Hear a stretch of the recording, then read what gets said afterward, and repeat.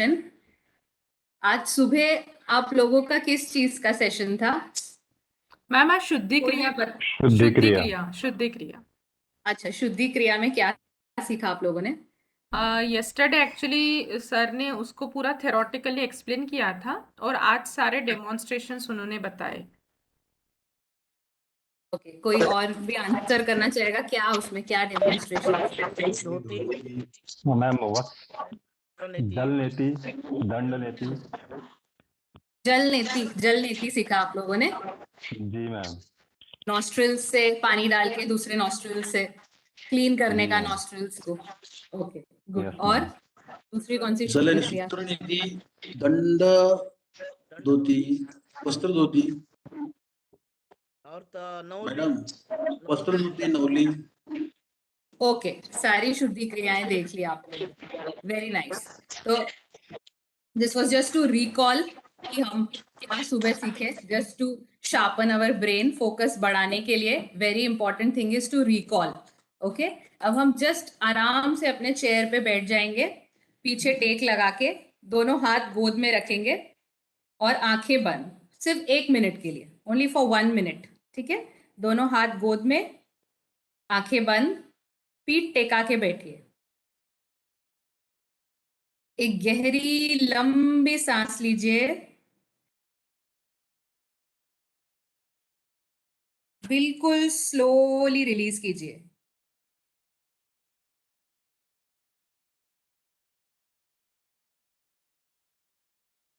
एक और गहरी और लंबी सांस लीजिए, अभी तक की सबसे लंबी सांस।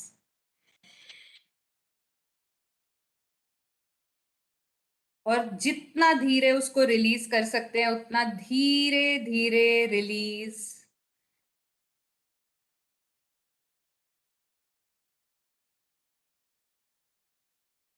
एक और बार छाती और पेट को मैक्सिमम फुलाते हुए, ज्यादा से ज्यादा फुलाते हुए, एक लंबी सांस।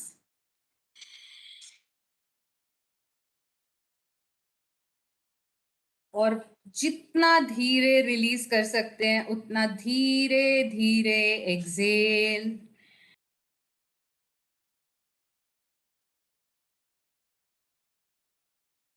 आंखें बंद ही रखिए और दोनों आईब्रोज के बीच में, माथे पर बिल्कुल बीचों बीच माथे के, एक सर्कल विजुअलाइज कीजिए, इमेजिन कीजिए, वायलेट कलर का। जैसे वायलेट कलर की बिंदी लगाई हो, वैसा एक वायलेट कलर का सर्कल, एक बिंदी माथे के बीचों बीच विजुअलाइज कीजिए। ध्यान पकड़ के रखिए, उस पे फोकस कीजिए। वायलेट कलर की राउंड बड़ी बिंदी माथे पर लगी हुई है।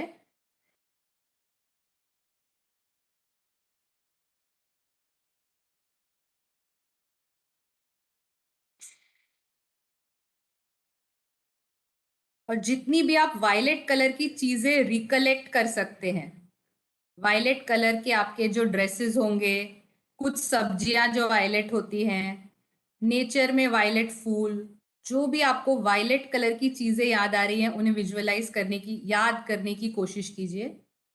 जितनी मैक्सिमम वायलेट चीजें आप याद कर सकते हैं।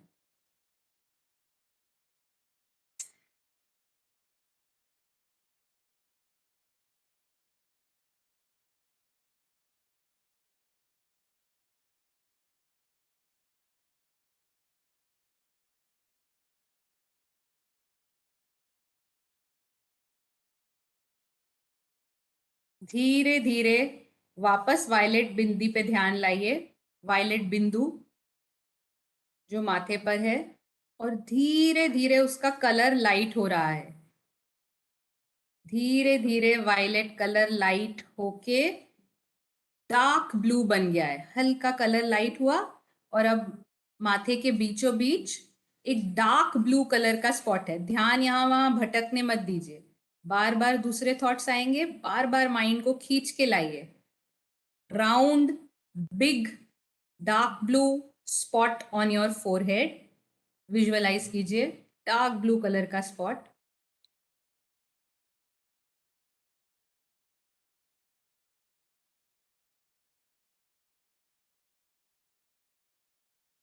और जितनी भी डार्क ब्लू कलर की चीजें आप याद कर सकते हैं, जो भी चीजें घर में, फर्नीचर, कपड़े, शूज, नेचर में कुछ चीजें डार्क ब्लू कलर की याद करने की कोशिश कीजिए। मैक्सिमम डार्क ब्लू चीजें याद कीजिए।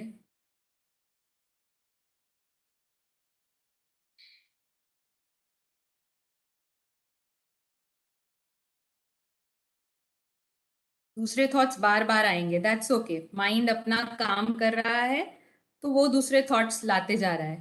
पर हम धीरे धीरे माइंड को बोलेंगे अभी हम ये फोकस कर रहे हैं लाइट ब्लू स्पॉट पे, बाकी थॉट्स थोड़ी देर के बाद।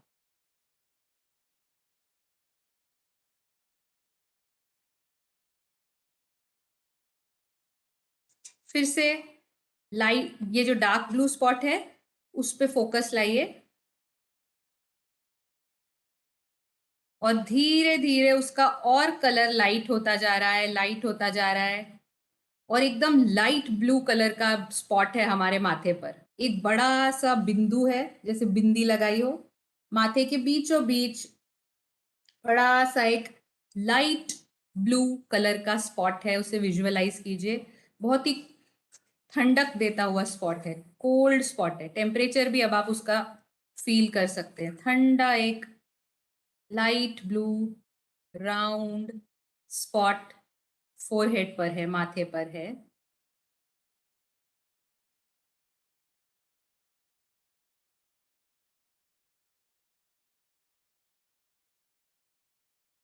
और जितनी आप लाइट ब्लू चीजें इमेजिन कर सकते हैं, याद कर सकते हैं, स्काई, पानी, दूसरा कुछ भी लाइट ब्लू कलर का जो आपने, कपड़े, जो आपको याद आता हो जो लाइट ब्लू हो कलर में, उसे याद करने की कोशिश कीजिए।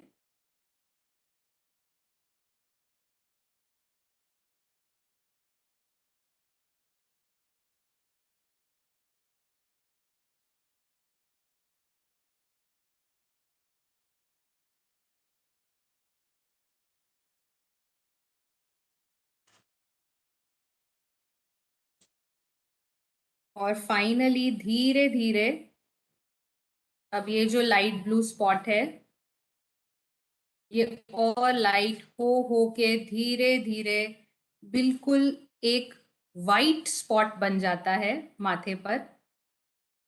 एक वाइट बड़ा स्पॉट माथे के बीचों बीच है, ठंडक देता हुआ बिल्कुल।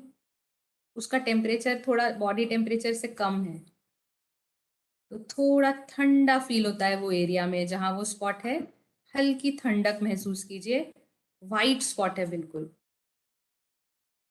पूरे माथे पे अपनी ठंडक फैलाता हुआ वाइट कलर का बड़ा राउंड स्पॉट।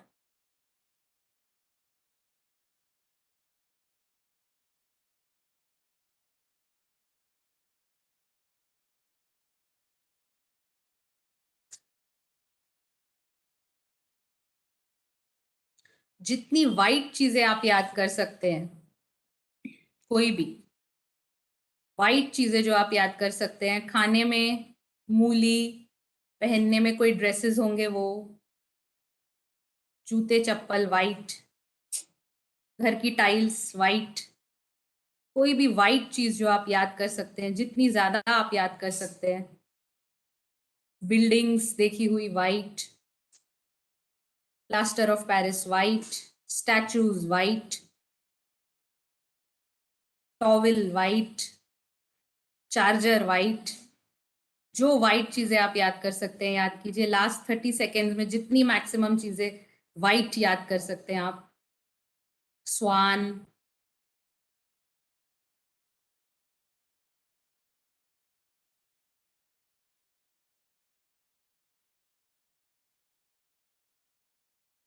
दूध,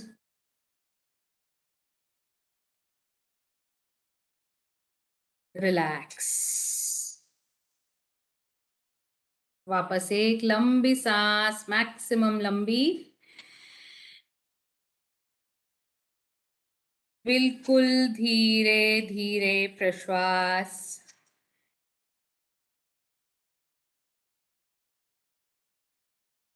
एक और गहरी लंबी सांस।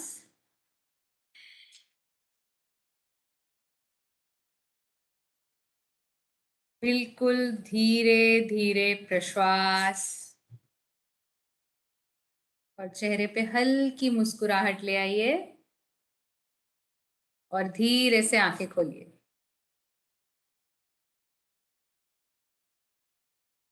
तो आज का सेशन हम स्टार्ट करते हैं ये फोकस बिल्डिंग की और खुद को नरिश करने की। खुद को मतलब खुद के सोल को भी, खुद के माइंड को भी, खुद की मेमोरी को नरिश करने की एक सिंपल फोकस बिल्डिंग एक्सरसाइज अब हमने देखी। क्योंकि टेक्नोलॉजिकल एडवांसमेंट्स हो गए हैं, जो कि बहुत अच्छी बात है, जिसके कारण हमारी जो लाइफ एक्सपेक्टेंसी है वो बढ़ गई है, राइट। पहले 60 इयर्स तक लोग जीते थे और उसको अच्छी एज माना जाता था 60 इयर्स की लाइफ। अब 80 इयर्स तक हम देखते हैं लाइफ एक्सपेक्टेंसी बढ़ गई है।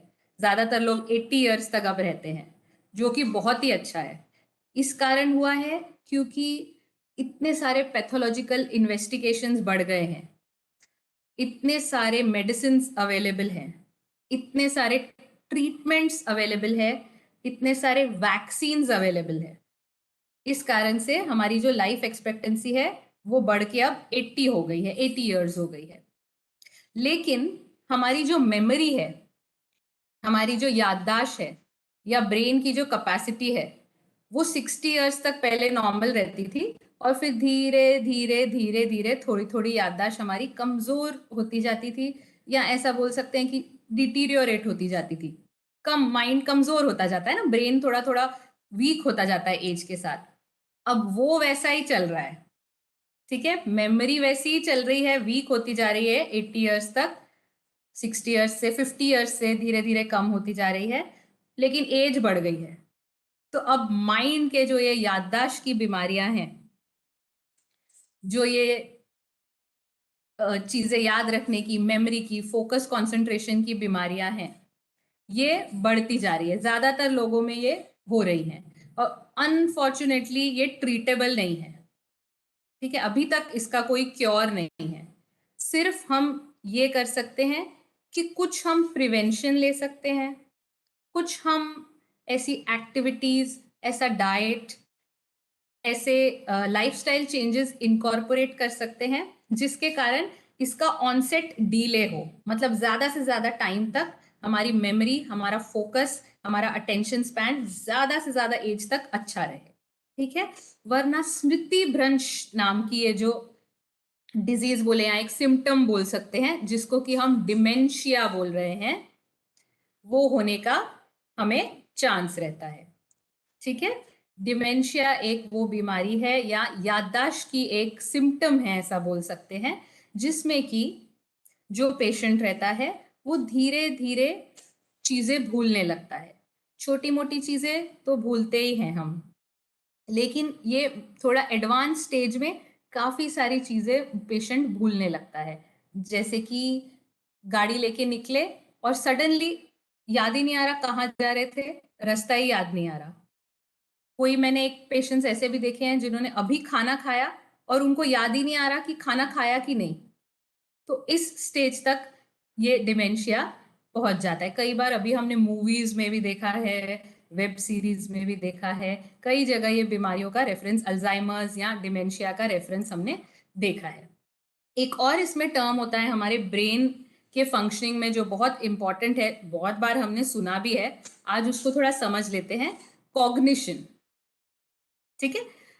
कॉग्निशन का मतलब होता है कि ब्रेन जो भी देखता है, सीखता है और समझता है। ब्रेन हमारा जो भी देखता है, उसके कारण जो भी सीखता है और उसको प्रोसेस करता है, समझता है। यानी हम जो भी आसपास देख रहे हैं, हम उसे ग्रैस्प करते हैं और कैसे हम उसको प्रोसेस करते हैं, उसको कॉग्निशन बोलते हैं, ठीक है। क्लियर है?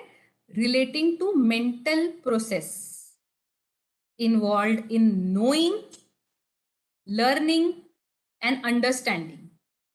जैसे ब्रेन क्या ग्रैस्प करता है, कैसे वो चीजों को प्रोसेस करता है माइंड में, कैसे हम देख रहे हैं, कैसे समझ रहे हैं और क्या उससे हम सीख रहे हैं, उसको कॉग्निशन बोलते हैं।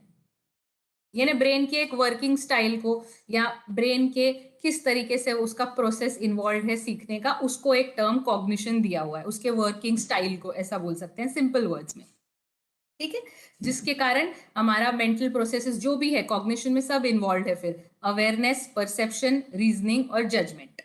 हमारा कैसा जजमेंट है, हम क्या कोई भी बात को रीजन करते हैं, हम कैसे चीज को परसीव करते हैं, कैसे उसको ग्रैस्प करते हैं, हम कितना अटेंटिव रहते हैं, उसे कॉग्निशन बोलते हैं। ये सब ब्रेन के प्रोसेसेस है और ये अपने आप होते हैं, ठीक है, ऑन इट्स ओन ये ब्रेन में होते जाते हैं, क्योंकि ब्रेन के जो न्यूरॉन्स है वो सबसे पहले हमारे डेवलप होते हैं जब हम पेट में ही रहते हैं, माँ के पेट में, तब से न्यूरॉन्स डेवलप होते हैं। वो बहुत सारे रहते हैं नंबर में, सबसे ज्यादा उस सेल्स रहते हैं न्यूरॉन्स के, जो ब्रेन सेल्स रहते हैं सबसे ज्यादा सेल्स रहते हैं, और उनकी जो कनेक्टिविटी रहती है वो बहुत फास्ट रहती है, बहुत फास्ट ब्रेन तक कोई भी सिग्नल पहुंचता है। गर्म चीज को टच करके तुरंत हमको पता भी चले उसके पहले हम हाथ निकाल लेते हैं, तो इतना फास्ट उसका ट्रांसमिशन रहता है ब्रेन सेल्स का, ठीक है। तो उस कारण से हमारा जो ये कॉग्निशन ये है, ये बहुत ही इम्पॉर्टेंट है, और ये अपने आप ये प्रोसेस एक होता रहता है। अब जब हमारे एज एक सर्टन अबव 50 बोल सकते हैं, अबव 60 बोल सकते हैं, डिपेंडिंग ऑन हर एक पर्सन का वेरी करेगा, एज रिलेटेड थोड़ा थोड़ा मेमोरी इम्पेयर होता है, या थोड़ा थोड़ा कॉग्निशन हर किसी का इम्पेयर होता है, क्योंकि डीजेनरेटिव चेंजेस रहते हैं, क्योंकि जो न्यूरॉन्स की हम बात करते हैं वो भी धीरे धीरे डीजेनरेट होते हैं, थोड़े थोड़े उनके जो सिनेप्टिक जंक्शंस है, जो जॉइंट्स हैं न्यूरॉन्स के, वो थोड़े अफेक्ट होते हैं। ये सब age related normal degenerative changes हैं जो 70% ऑफ द लोगों में अबव द एज ऑफ 65 देखे जाते हैं। इनमें सभी लोगों में थोड़ा थोड़ा ऐसा कुछ रहता है कि जो मेमोरी से चेंजेस होते हैं, ठीक है। प्रॉब्लम्स सॉल्विंग में डिफिकल्टी होती है, कभी कभी कुछ टास्क रहते हैं वो करने, चश्मा रख के भूल जाते हैं, पेन रख के भूल जाते हैं, एक रूम में आए क्या करने आए वो याद नहीं रहता उनको, या फिर कोई एड्रेस, कोई फोन नंबर, कभी कभी कोई ऐसे वर्ड याद करने में, हम रूटीन हिंदी बोल रहे हैं और एक हिंदी का ही कोई एक वर्ड याद करने में बहुत देर लग जाती है उनको, या याद ही नहीं आता, कोई पर्सन का एक नाम याद ही नहीं आता। इस तरीके से जो नॉर्मल हमारा कॉग्निशन है, जो हमने देखा ब्रेन की सीखने की, समझने की, असेस करने की जो कैपेसिटी है, वो हल्की हल्की इम्पेयर होनी चालू हो जाती है 60s के बाद, ठीक है। अब यही स्टेज पे हमको ध्यान देना है, यही स्टेज पे हमको ब्रेन की कैपेसिटी को बढ़ाना है, ताकि आगे हम खुद भी हेल्दी रहें, हमारी बॉडी और माइंड भी हेल्दी रहे, और हमारे फैमिली मेंबर्स को भी इस कारण कोई दिक्कत ना हो, ठीक है। कोई अगर, हाँ, एक ये भी बहुत कॉमन दिखा जाता है कि मल्टीपल अगर चीजें बता दें या मल्टीपल डायरेक्शंस दे दें अबव 60s को, तो कभी उनको डिफिकल्टी आ सकती है याद करने में, या सारी चीजें, सारे instructions one after the other follow करने में उनको थोड़ी दिक्कत होती है। ये स्टेज पे अगर कंट्रोल नहीं किया तो धीरे धीरे धीरे धीरे स्पीड डिपेंड कर सकती है, वेरी कर सकती है हर एक के लाइफस्टाइल पे, हर एक के बॉडीली फंक्शंस पे, धीरे धीरे ये टर्म आगे चल के फिर ये डिमेंशिया या स्मृति भ्रंश जो हमने देखा उसका रूप ले लेता है, ठीक है। It's a group of symptoms affecting memory, thinking and social abilities, उसको डिमेंशिया बोलते हैं। याददाश्त की एक बीमारी जिसमें हमारी मेमोरी भी अफेक्ट होती है, सोचने की क्षमता भी अफेक्ट होती है, और इसी कारण हम सोशली भी चीजें ठीक से नहीं कर पाते हैं, कन्फाइंड हो जाते हैं अपने एरिया में, क्योंकि खुद की चीजें हम ठीक से नहीं संभाल पाते हैं, खुद की चीजें हमें याद करने में दिक्कत होती है। हाँ, तो इसी कारण हम डेली लाइफ में खुद के लिए भी प्रॉब्लम्स क्रिएट करते हैं, विच इज़ वेरी सैड, और अनफॉर्चुनेटली आसपास के लोगों के लिए भी, हमारे फैमिली मेंबर्स के लिए भी दिक्कतें क्रिएट करते हैं। अब कई सारी डिजीजेज ऐसे हैं जिनमें डिमेंशिया होता है, ठीक है। डिमेंशिया एक तरीके से आप एक सिम्टम बोल सकते हैं, या एक ग्रुप ऑफ सिम्टम्स बोल सकते हैं, जो होता है, जो कई सारे डिजीजेस में देखा जाता है, ठीक है। जैसे एल्जाइमर्स एक डिजीज है, एल्जाइमर्स बहुत सारे मूवीज में, हम उरी मूवी में भी दिखाया है, विक्की कौशल की जो मदर रहती हैं वो निकल जाती हैं घर से और उनको याद ही नहीं आता है वापस, ऐसा बहुत मूवीज में दिखाया गया, और ये धीरे धीरे बीमारी बढ़ रही है। तो इसका बहुत इस पे रिसर्च चालू है कि कैसे इसको प्रिवेंट किया जाए, क्योंकि ट्रीटेबल अभी तक ये नहीं है। In old age, progressive decline in cognition, intellectual functions from the previous level. धीरे धीरे धीरे धीरे करके जो भी हमारे cognitive abilities है और intellectual functions हैं वो पहले से बहुत ही वर्स होते जाते हैं। सबसे इसका क्लासिक फीचर यही है कि याददाश्त पे बहुत इफेक्ट होता है। कभी कभी फैमिली मेंबर्स को भी भूल जाते हैं लोग, उनको याद भी नहीं आता है। डिमेंशिया के पेशेंट्स को फैमिली मेंबर्स भी याद नहीं आते हैं, तुरंत मिले हो उनसे उसके बाद भी वो याद नहीं कर पाते हैं कि इनको कहाँ मिले थे, क्या बात हुई थी। रोज मिलने वाले लोगों से भी मिलने के बाद उनको याद नहीं आते हैं वो लोग। कोई भी नई चीज सीखने में, कोई भी डिसीजंस लेने में, लैंग्वेज में हमने डिस्कस किया कि वर्ड्स याद नहीं आते हैं, सेंटेंसेस याद नहीं आते हैं, और कुछ भी एक डिसीजन लेने में, कोई भी एक इंस्ट्रक्शंस फॉलो करने में उन्हें बहुत दिक्कत जाती है। और इसी कारण ये कंडीशन डिटीरियोरेट होते होते पेशेंट खुद का ध्यान नहीं रख पाता, पेशेंट खुद के जो बेसिक्स लाइफ स्किल्स है वो परफॉर्म नहीं कर पाता। जैसा कि हमने कहा कि हाँ, शॉर्ट टर्म मेमोरी लॉस दूसरी चीज हो गई, वो एमनीशिया दूसरी चीज है, डिमेंशिया दूसरी चीज है, ठीक है, वैसे नहीं।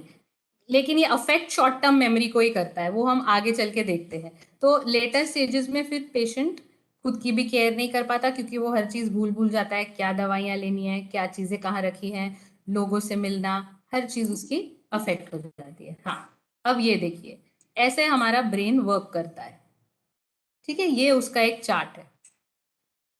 ये एनवायरनमेंट से जो भी हमें स्टिम्युलाई आता है, ठीक है, वो अब कैसे आता है एनवायरनमेंट से स्टिम्युलाई,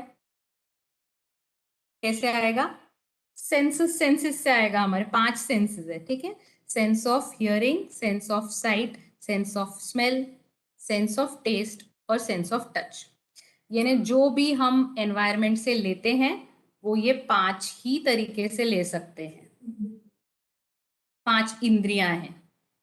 या तो सुन सकते हैं, सुन के आता है, या देखने से आता है, या सूंघ के आता है, या चख के आता है, या छूने से आता है। तो कोई भी जो हम एनवायरनमेंट से लेते हैं या किसी की बात सुनते हैं, चखते हैं, वो ये बस सेंसरी जो हमारे ऑर्गन्स हैं, इंद्रियाएं हैं, उसी से हम ले लेते हैं। लेकिन हर चीज लेते हैं क्या हम? अभी हमारे बैकग्राउंड में कुछ साउंड चालू है तो हमारा ध्यान है क्या उधर? नहीं है। पीछे अगर कोई गाना बज रहा है और मेरा ध्यान नहीं है तो ये मेरी मेमोरी में नहीं जाएगा, ठीक है। तो अगर पीछे कोई गाना बज रहा है लेकिन मैं उस पर ध्यान देती हूँ, अटेंशन, अगर मैं उस पर ध्यान देती हूँ तो ये मेरी सेंस ऑफ हियरिंग से ध्यान देने के कारण शॉर्ट टर्म मेमोरी में जाएगा, ठीक है। पीछे कोई गाना बज रहा है, मैंने ध्यान दिया, अच्छा क्या गाना है, क्या धुन है उसकी, क्या लिरिक्स है उसके, तो ये हमारी शॉर्ट टर्म मेमोरी में जाएगा, ठीक है। अब शॉर्ट टर्म मेमोरी से अगर हम उसको रिहर्स करते हैं, यानी बार बार अगर हम वो धुन सुनते हैं, या बार बार अगर हम वो गाना गाते हैं, या बार बार हम उसका लिरिक्स याद करने की कोशिश करते हैं, तो वो लॉन्ग टर्म मेमोरी में सेव हो जाता है। जो चीज लॉन्ग टर्म मेमोरी में सेव हो जाती है वो कई सालों बाद भी हम उसे रिट्रीव कर सकते हैं। जैसे कि अब हम ड्राइविंग करते हैं, लेकिन कुछ साल, बहुत 5 साल हो गए, 3 साल हो गए, हमने ड्राइविंग नहीं की, तो फिर हम ड्राइविंग भूल जाते हैं क्या? नहीं, अच्छे से सीखी हुई हो, प्रैक्टिस हो, तो थोड़ा टाइम लगेगा रिट्रीव करने में, याद करने में, लेकिन फिर से हम ड्राइव कर सकते हैं। स्विमिंग अगर बचपन में भी सीखी हुई हो, अच्छे से स्विमिंग अगर हमने बचपन में सीखी हो और फिर हमने 10 साल स्विमिंग नहीं की, तो फिर भी हम याद करेंगे तो हमें याद आ जाती है। एक बार पानी में उतरेंगे तो हमें स्विमिंग करना आ जाता है। थोड़ा टाइम लगता है रिट्रीव करने में, लेकिन हम रिट्रीव कर सकते हैं। तो जो भी चीज शॉर्ट टर्म मेमोरी में बहुत बार रिहर्स होती है, रिकॉल होती है, जो भी गाना हम बहुत बार सुनते हैं, बहुत बार गाते हैं, या ध्यान देते हैं बहुत बार उस गाने पे, वो लॉन्ग टर्म मेमोरी में चले जाता है, ठीक है। और उससे रिट्रीव जब करना हो, हमेशा लॉन्ग टर्म से रिट्रीव करके वापस शॉर्ट में आता है, और फिर हम याद करते हैं तो याद आ जाता है। ये साइकिल है। ठीक है, तो शॉर्ट टर्म मेमोरी से डायरेक्ट हम इंफॉर्मेशन रिट्रीव कर सकते हैं, जैसे अभी हमने रिट्रीव की कि आज सुबह हमारा क्या सेशन हुआ था, वो हमारी शॉर्ट टर्म मेमोरी में सेव थी क्योंकि अभी हुआ था, अभी याद है हमको। ठीक है, क्या सिखाया उसमें, ये सब हमने रिट्रीव किया। अभी मैं बोलूंगी कि कोई गाना आप उसका लिरिक्स बताइए, पुराना कोई गाना, तो आप उसका वो आपकी लॉन्ग टर्म मेमोरी से वापस शॉर्ट टर्म मेमोरी में आएगा, फिर आप थोड़ा उसको याद करेंगे तो आपको याद आ जाएगा। तो ये जो साइकिल है, शॉर्ट लॉन्ग से रिट्रीव करके रिहर्स करके याद करने की, ये साइकिल डिमेंशिया के पेशेंट्स में अफेक्ट हो जाती है, तो ये उनको याद नहीं आता है। ठीक है, उनकी याददाश्त धीरे धीरे कमजोर हो जाती है और रिट्रीव करने पर भी वो चीजें बातें रिट्रीव नहीं कर पाते, ये साइकिल उनकी बैडली अफेक्ट हो जाती है।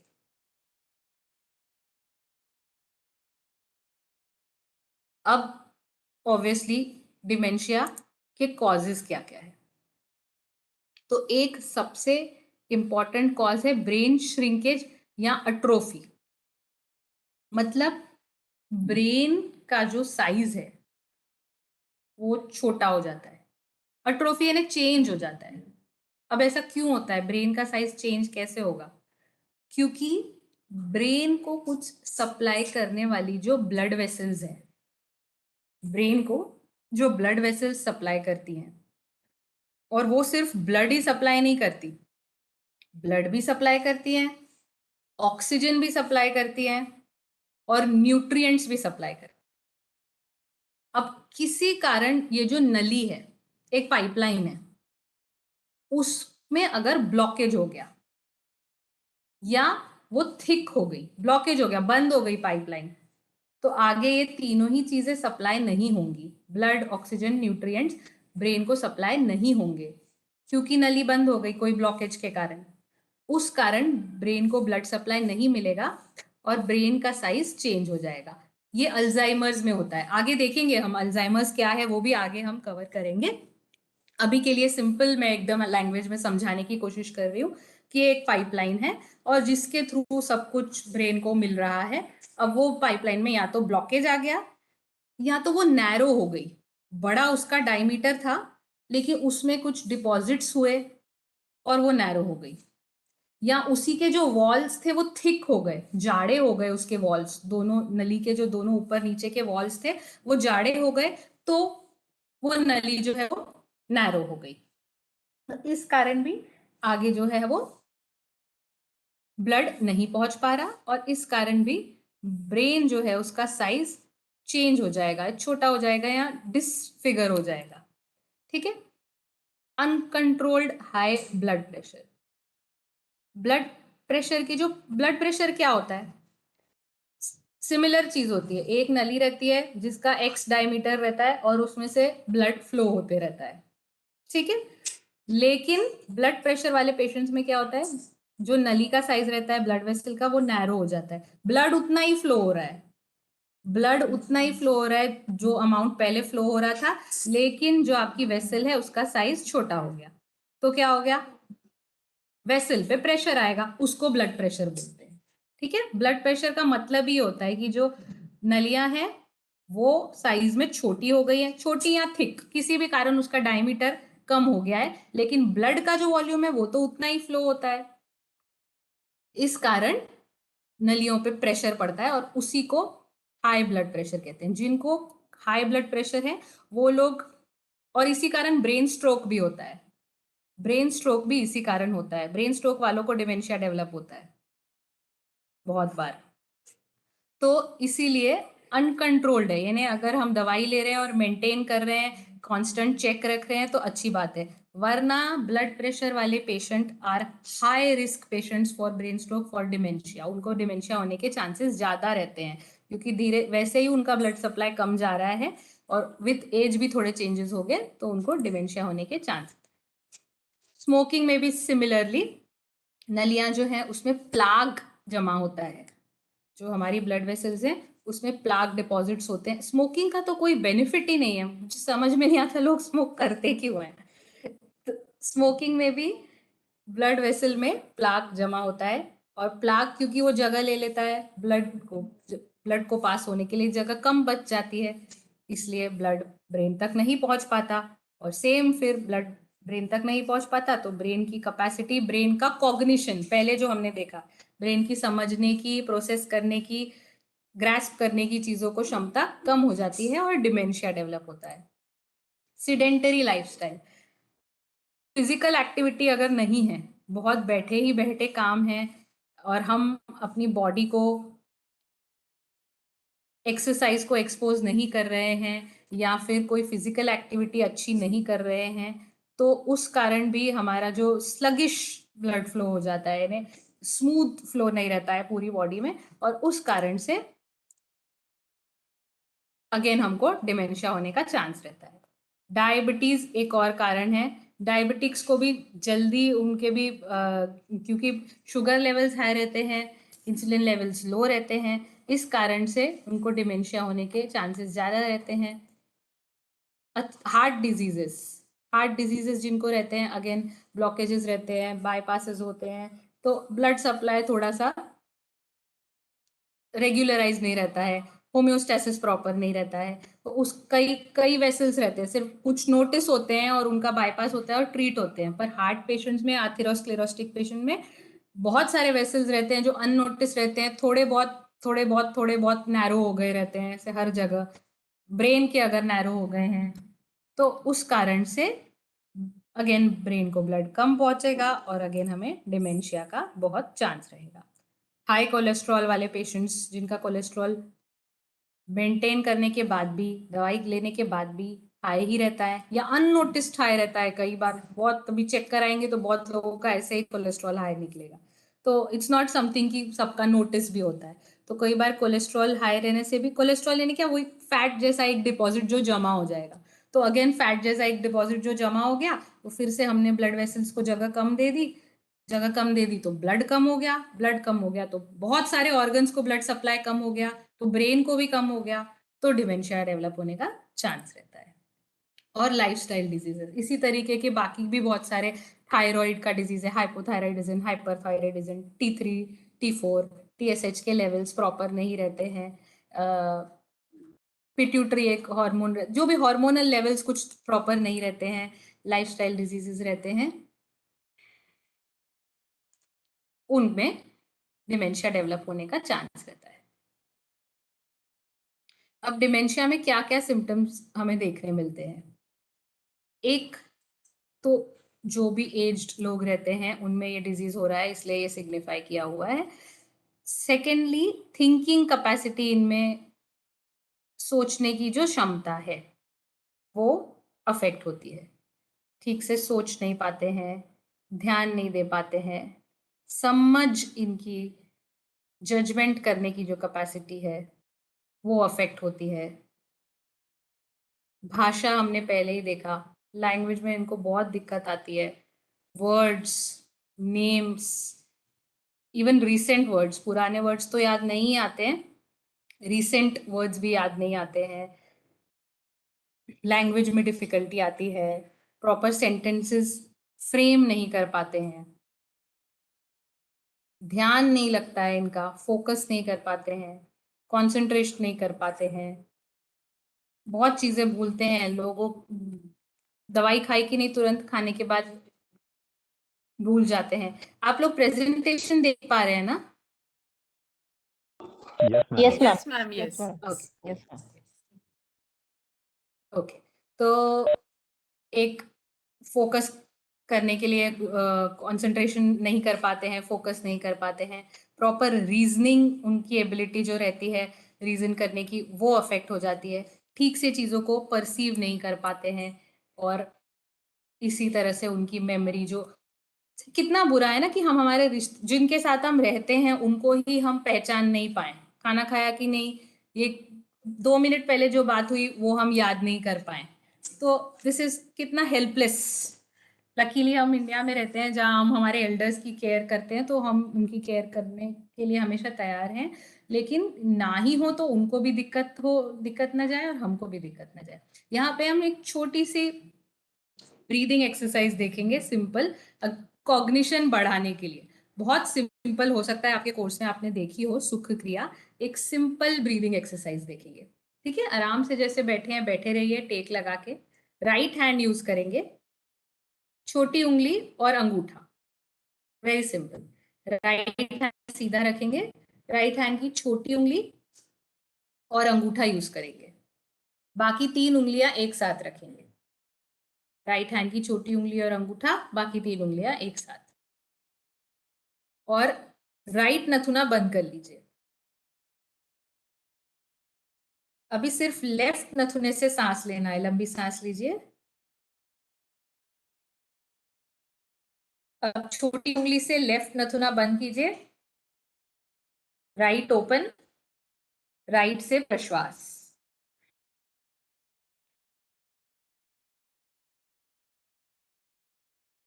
राइट से ही अब लंबी सांस। Right close, left open, left से प्रश्वास।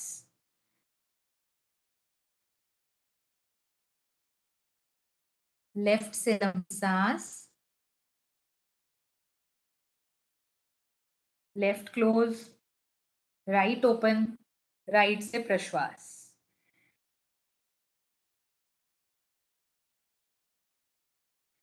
राइट से लंबी सांस। Right close, left open, left से प्रश्वास।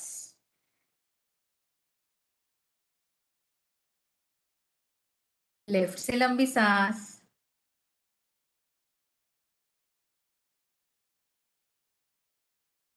राइट से प्रश्वास।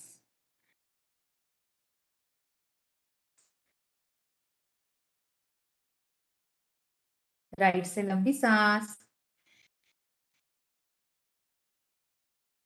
Right close, left open, left से प्रश्वास। लेफ्ट से लंबी सांस।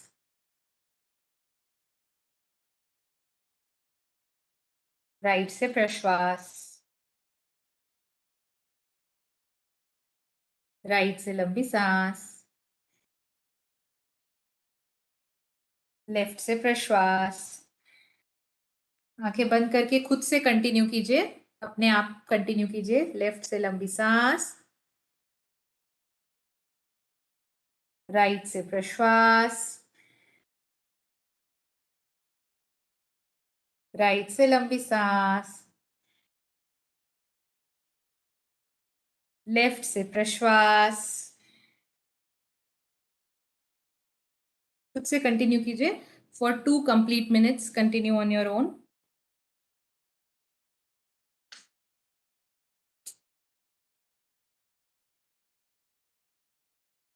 मैं समय देख रही हूँ, 2 मिनट के लिए खुद से कंटिन्यू कीजिए।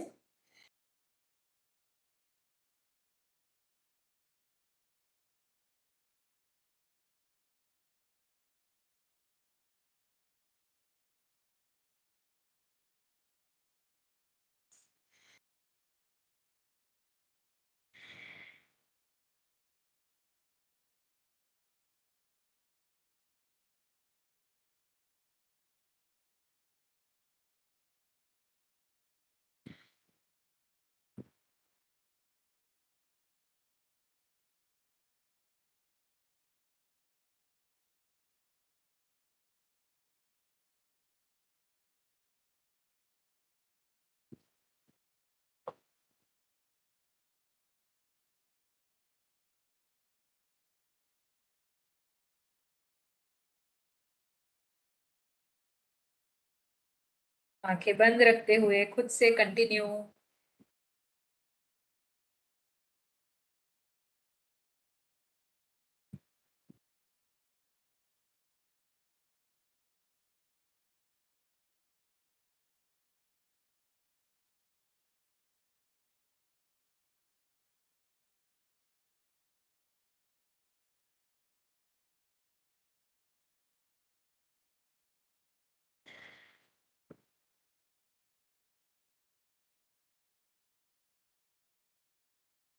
लास्ट एक साइकिल।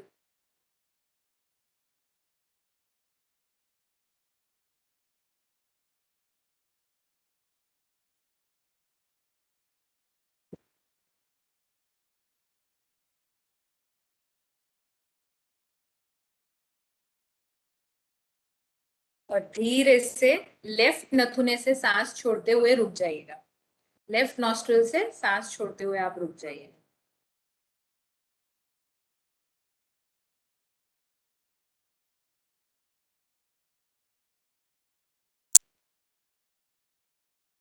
रिलैक्स। तो ये जो सिंपल सुख क्रिया हमने देखी, ये मेमोरी, फोकस, कंसंट्रेशन बढ़ाने के लिए, कॉग्निशन बढ़ाने के लिए। इसमें क्या होता है, एक साइड से जब हम डीप ब्रेथ लेते हैं तो as we all know I think कि right side of the body is controlled by left side of the brain and vice versa. उल्टा उल्टा ऐसा वायरिंग है अपना, क्रॉस वायरिंग। तो जब हम एक नॉस्ट्रिल से फुल ऑक्सीजनेशन के साथ सांस लेते हैं तो वो एक पार्ट ऑफ ब्रेन को जाता है, जैसे राइट से लिया तो लेफ्ट को एंड वाइस वर्सा। तो उसको फुल ऑक्सीजनेशन मिलता है। और जब दूसरे साइड से लेते हैं तो दूसरे साइड। ज्यादा ऑक्सीजनेशन मिलने से ब्रेन की कॉग्निटिव कैपेसिटी बढ़ती है। इसलिए ये सुख क्रिया हम 5 to 7 मिनट्स तक कर सकते हैं डेली। 2 मिनट्स तो कर सकते हैं, ठीक है। धीरे धीरे फिर हम बढ़ा के ब्रेन की एक्सरसाइजेस, ब्रीदिंग एक्सरसाइजेस बहुत इफेक्टिव है डिमेंशिया कंट्रोल में, in general memory, focus, concentration बढ़ाने के लिए। सारे जो प्राणायाम हैं, ब्रीदिंग एक्सरसाइजेस हैं, रेस्पिरेटरी सिस्टम के लिए तो है ही, वो तो है ही डेफिनेटली, अभी सबने कोविड में देख लिया। लेकिन ये बहुत ही एडिशनल उनका बेनिफिट है कि ब्रेन को शार्पन करने के लिए भी वो बहुत इफेक्टिव। तो डिमेंशिया जैसा कि हमने देख लिया, एंड अम्ब्रेला टर्म, मतलब इतनी सारी चीजें उसमें हो रही है, memory, perception, reasoning, thinking, judgement.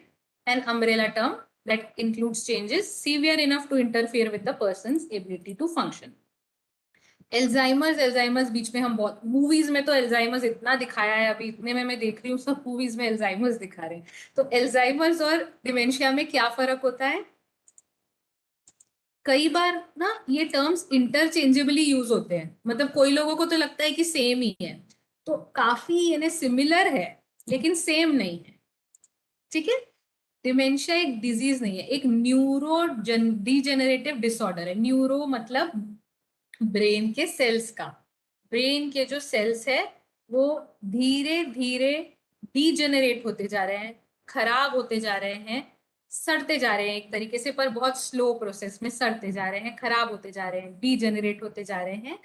और ब्रेन के जो सेल्स हैं उस कारण से ब्रेन की जो हमारी कैपेसिटीज है, कॉग्निटिव फंक्शंस हैं, वो अफेक्ट हो रही हैं। और वो कैसे अफेक्ट हो रही है डिपेंड कर रहा है कि कौन सा एरिया डैमेज हो रहा है। और ब्रेन के जैसे 4 पार्ट्स होते हैं, आगे का पार्ट फ्रंटल, पैराइटल, टेम्पोरल, ऐसे 4-5 पार्ट्स में, 4 पार्ट्स में ब्रेन डिवाइडेड है, टेम्पोरल, पैराइटल, फ्रंटल, ऑसिपिटल। तो ये चारों में से कौन से पार्ट पे ब्रेन अफेक्ट हो रहा है, कौन से पार्ट के न्यूरॉन्स ज्यादा डिजेनरेट हो रहे हैं, उस पे, उसके हिसाब से हमारे सिम्टम्स वेरी करेंगे। यानी जैसे आगे का ब्रेन थिंकिंग, रीजनिंग कैपेसिटी के लिए रिस्पॉन्सिबल होता है, पीछे जो मेडुला ऑब्लोंगेटा वगैरह रहता है, पीछे का जो ब्रेन रहता है वो स्पाइनल कॉर्ड से कनेक्टेड रहता है, वो ज्यादा ऑसिपिटल, थिंकिंग, हियरिंग, साइट के लिए रिस्पॉन्सिबल होता है। तो कौन से एरिया ऑफ ब्रेन के न्यूरॉन्स अफेक्ट हो रहे हैं उस पर डिपेंड करेगा कि हमको क्या सिम्टम्स आ रहे हैं। इन जनरल जजमेंट तो इम्पेयर्ड रहेगा ही, डे टू डे एक्टिविटीज करने में डिफिकल्टी आएगी, और क्योंकि इतनी सारी डिफिकल्टीज आ रही है तो ऑल टुगेदर एक डिफरेंट पर्सनैलिटी देखने मिलेगी। अल्जाइमर्स एक प्रोग्रेसिव डिजीज है, ठीक है। अल्जाइमर्स में डिमेंशिया होता है, समझ पा रहे हैं, अल्जाइमर्स में डिमेंशिया होता है। डिमेंशिया एक ग्रुप ऑफ सिम्टम्स है, याददाश्त का खराब होने का या याददाश्त अफेक्ट हो, ऐसी एक चीज है जो अल्जाइमर्स में देखी जाती है, और बहुत सारी चीजों में देखी जाती है, अल्जाइमर्स में डिमेंशिया होता है। Connection between network of neurons break down होता है, इसमें ब्रेक डाउन होता है, और इसमें ब्लड सप्लाई कम होने से ब्रेन जो है वो श्रिंक हो जाता है, मेमोरी लॉस होता है, डिमेंशिया होता है, थिंकिंग, रीजनिंग कैपेसिटीज चेंज हो जाती है, कोई भी नई चीज सीखने में दिक्कत आती है, बात करने में भी दिक्कत आती है, क्योंकि लैंग्वेज अफेक्ट हो गई, बोलने की कैपेसिटी अफेक्ट हो गई, सेंसेस अफेक्ट हो गए, तो Alzheimer's. I think black movie में भी हमने देखा था लास्ट में अमिताभ बच्चन को, ऐसे बहुत सारी मूवीज में हम देखते हैं अभी इतने में कि अल्जाइमर्स से पेशेंट काफी अफेक्ट हो रहे हैं, क्योंकि इसका जो अभी इंसिडेंस है वो बढ़ते जा रहा है। जैसा हमने डिस्कस किया कि एज बढ़ गई है हमारी, 80 ईयर्स तक हम जी रहे हैं, पर ब्रेन वैसे ही डिटीरियोरेट होते जा रहा है, तो इसलिए डिजीज अब जल्दी जल्दी जल्दी जल्दी बहुत लोगों में बढ़ते जा रहा है, और क्योर ना होने के कारण प्रिवेंट करना ही इसका एक सोल्यूशन है। इसको होने पर डायग्नोस कैसे होता है ये क्विकली देख लेते हैं हम। कोई भी above the age of 50 generally अगर पर्सन है जिसको ऐसे लगता है कि मेमोरी डिस्टर्बेंसेस हो रहे हैं, वो फिजिशियन, साइकेट्रिस्ट या न्यूरोलॉजिस्ट को कंसल्ट कर सकता है। उसका एक क्वेश्चनर रहता है, mini mental state examination exam करते हैं, हिंदी में भी इंग्लिश में भी, दोनों लैंग्वेजेस में वो अभी अवेलेबल है। वो करने के बाद आपका साइकेट्रिस्ट और न्यूरोलॉजिस्ट आपको बता सकेंगे कि क्या हो रहा है, क्योंकि सिर्फ भूल रहे हैं इसका मतलब ये नहीं है कि आपको डिमेंशिया है ना। मुझे ब्रेथलेसनेस है, मेरी सांस फूल रही है, तो मुझे अस्थमा है क्या? हाँ, हो सकता है, लेकिन जरूरी नहीं है। तो अगर मेरी सांस फूल रही है तो मैं डॉक्टर के पास जाऊंगी, तो वो मुझे बताएंगे कि आपको एंजाइटी के कारण भी हो सकता है ब्रेथलेसनेस, मुझे हार्ट डिजीज है उस कारण भी हो सकता है, अस्थमा के कारण भी हो सकता है, तो इसलिए जांच कराना ज्यादा जरूरी। उसमें फिर टेस्ट भी कराए जाते हैं, liver function test, kidney function test. क्यों क्यों ये टेस्ट कराने की क्या जरूरत है? न्यूट्रिशनल डेफिशिएंसीज तो नहीं है B12 की या आयरन की, इसलिए कराए जाते हैं, क्योंकि कई बार इसके कारण भी हम चीजें भूलते हैं। आपने देखा होगा एनीमिया जिन लोगों को रहता है, इन्हें आयरन की कमी रहती है, फीमेल्स में बहुत कॉमन, इंडिया में सबसे पॉपुलर, इंडिया में एनीमिया, तो उनको चीजें याद करने में, रिकलेक्ट करने में दिक्कत होती है। तो अगर उस कारण आपको हो रहा है तो वो सिंपल, आप जो भी उसका मेडिसिन होगा, आयरन की डेफिशिएंसी का, B12 की डेफिशिएंसी का, वो रिवर्सेबल है। ये शॉर्ट टर्म डिमेंशिया बोल सकते हैं इसको, थोड़े टाइम के लिए चीजें भूलने लगते हैं, लेकिन जैसे ही वो आपका न्यूट्रिशनल जो भी डेफिशिएंसी है वो रिकवर हो जाएगी, तो वापस आप चीजें याद कर पाएंगे, वापस आपको जैसा आपका ब्रेन फंक्शन था नॉर्मल, वो रिकवर हो जाएगा। रिवर्सेबल है ये नहीं, डिमेंशिया वैसे रिवर्सेबल नहीं है, लेकिन अगर इन कारणों के कारण आपको याद करने में, मेमोरी में दिक्कत हो रही होगी, तो वो वापस रिवर्स किया जा सकता है टाइमली डायग्नोसिस होने पर। ठीक है, सेम थायराइड की अगर ये है तो मेडिसिन लेके हम उसके T3, T4, TSH के लेवल्स को रेगुलेट कर सकते हैं और ब्रेन में होने वाले चेंजेस को बचा सकते हैं। अल्टीमेटली CT स्कैन या MRI से डिमेंशिया डायग्नोस हो सकता है। अब हर चीज के लिए ही ना हम नेचुरल रिसोर्स की तरफ बढ़ रहे हैं, इतने सारे लोग वीगन बन रहे हैं, ठीक है, खाना यानी प्लांट बेस्ड डाइट ले रहे हैं, हर चीज जो प्लांट से आ रही है वो अब अच्छी, ऐसा यूनिवर्सली माना जा रहा है। हर चीज के लिए हम देख रहे हैं कि हम केमिकल्स या ड्रग्स न यूज करते हुए कैसे हम हमारा जो ट्रेडिशनल तरीका था हर्ब्स यूज करने का, प्लांट्स यूज करने का, वो यूज करके हम कोई भी चीज क्योर कर सकते हैं क्या। इस पे रिसर्च चालू ही है, कई सारी चीजें हमको पता चली हैं और कई सारी अभी और बाकी है फाइंड आउट करना।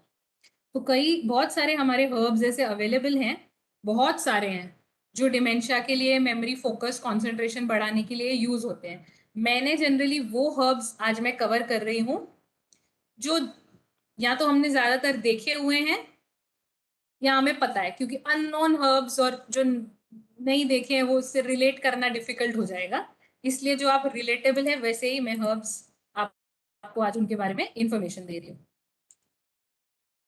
तो कुछ पॉपुलर आयुर्वेदिक मेडिसिनल प्लांट्स ऐसे हैं जो प्रूवन है बहुत साल से कि वो लेने से ब्रेन एक्टिव होता है, ब्रेन का जो एजिंग है वो स्लो हो जाता है। यानी कि कुछ सिम्टम्स जैसे भूलने के, याददाश्त के, जो हमको 50 ईयर्स 60 ईयर्स में आने वाले हो या 50 ईयर्स में आने वाले हो, वो अब 80 ईयर्स में आएंगे। तो हमारी जो लाइफ स्पैन है वो तो अच्छा निकल गया ना, कुछ ब्रेन का जो एजिंग है वो स्लो हो जाएगा। कुछ मेमोरी की डेफिशिएंसीज जो हमको 60 ईयर्स में आने वाली होंगी, वो ये हर्ब्स लेने से हमको 80 ईयर्स में आएंगी। तो 20 साल की हमने हमारी ब्रेन की लाइफ बढ़ा दी। उनमें से कुछ हर्ब्स जो हम डिस्कस कर रहे हैं उसके नाम है ब्राह्मी। बाकी ये जो है ना, ये इटालियन नाम है, मैंने मेंशन किए हैं ताकि हमें जस्ट पता रहे। लैटिन नाम है, ये लैटिन नाम है।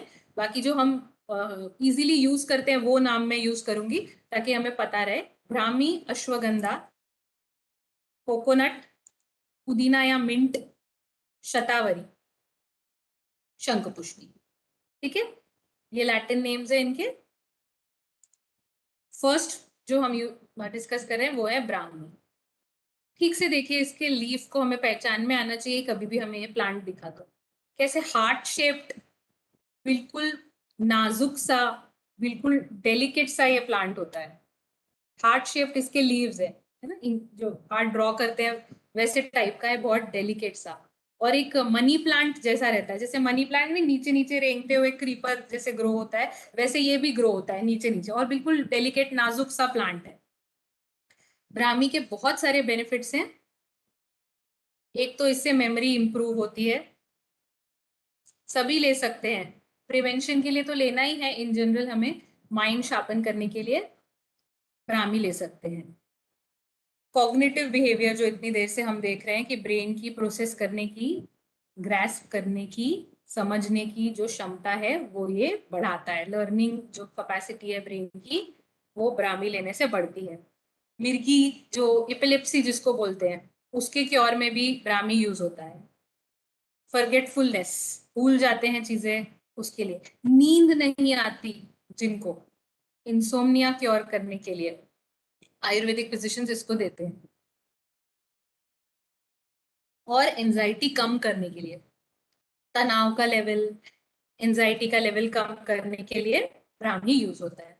जो भी हर्ब्स हम आज डिस्कस कर रहे हैं वो नॉलेज पर्पस के लिए डिस्कस कर रहे हैं। ठीक है, अगर आपको इसमें से कोई हर्ब कंज्यूम करना है तो आई वुड हाईली रेकमेंड कि आप कोई फिजिशियन या आयुर्वेदिक कंसल्टेंट को पहले पूछिए, क्योंकि इसके इतने सारे यूजेस हैं। आपको कौन से यूज के लिए लेना है, उसका डोज प्रॉपर होना चाहिए, तो ही इसका इफेक्ट आपको दिखेगा।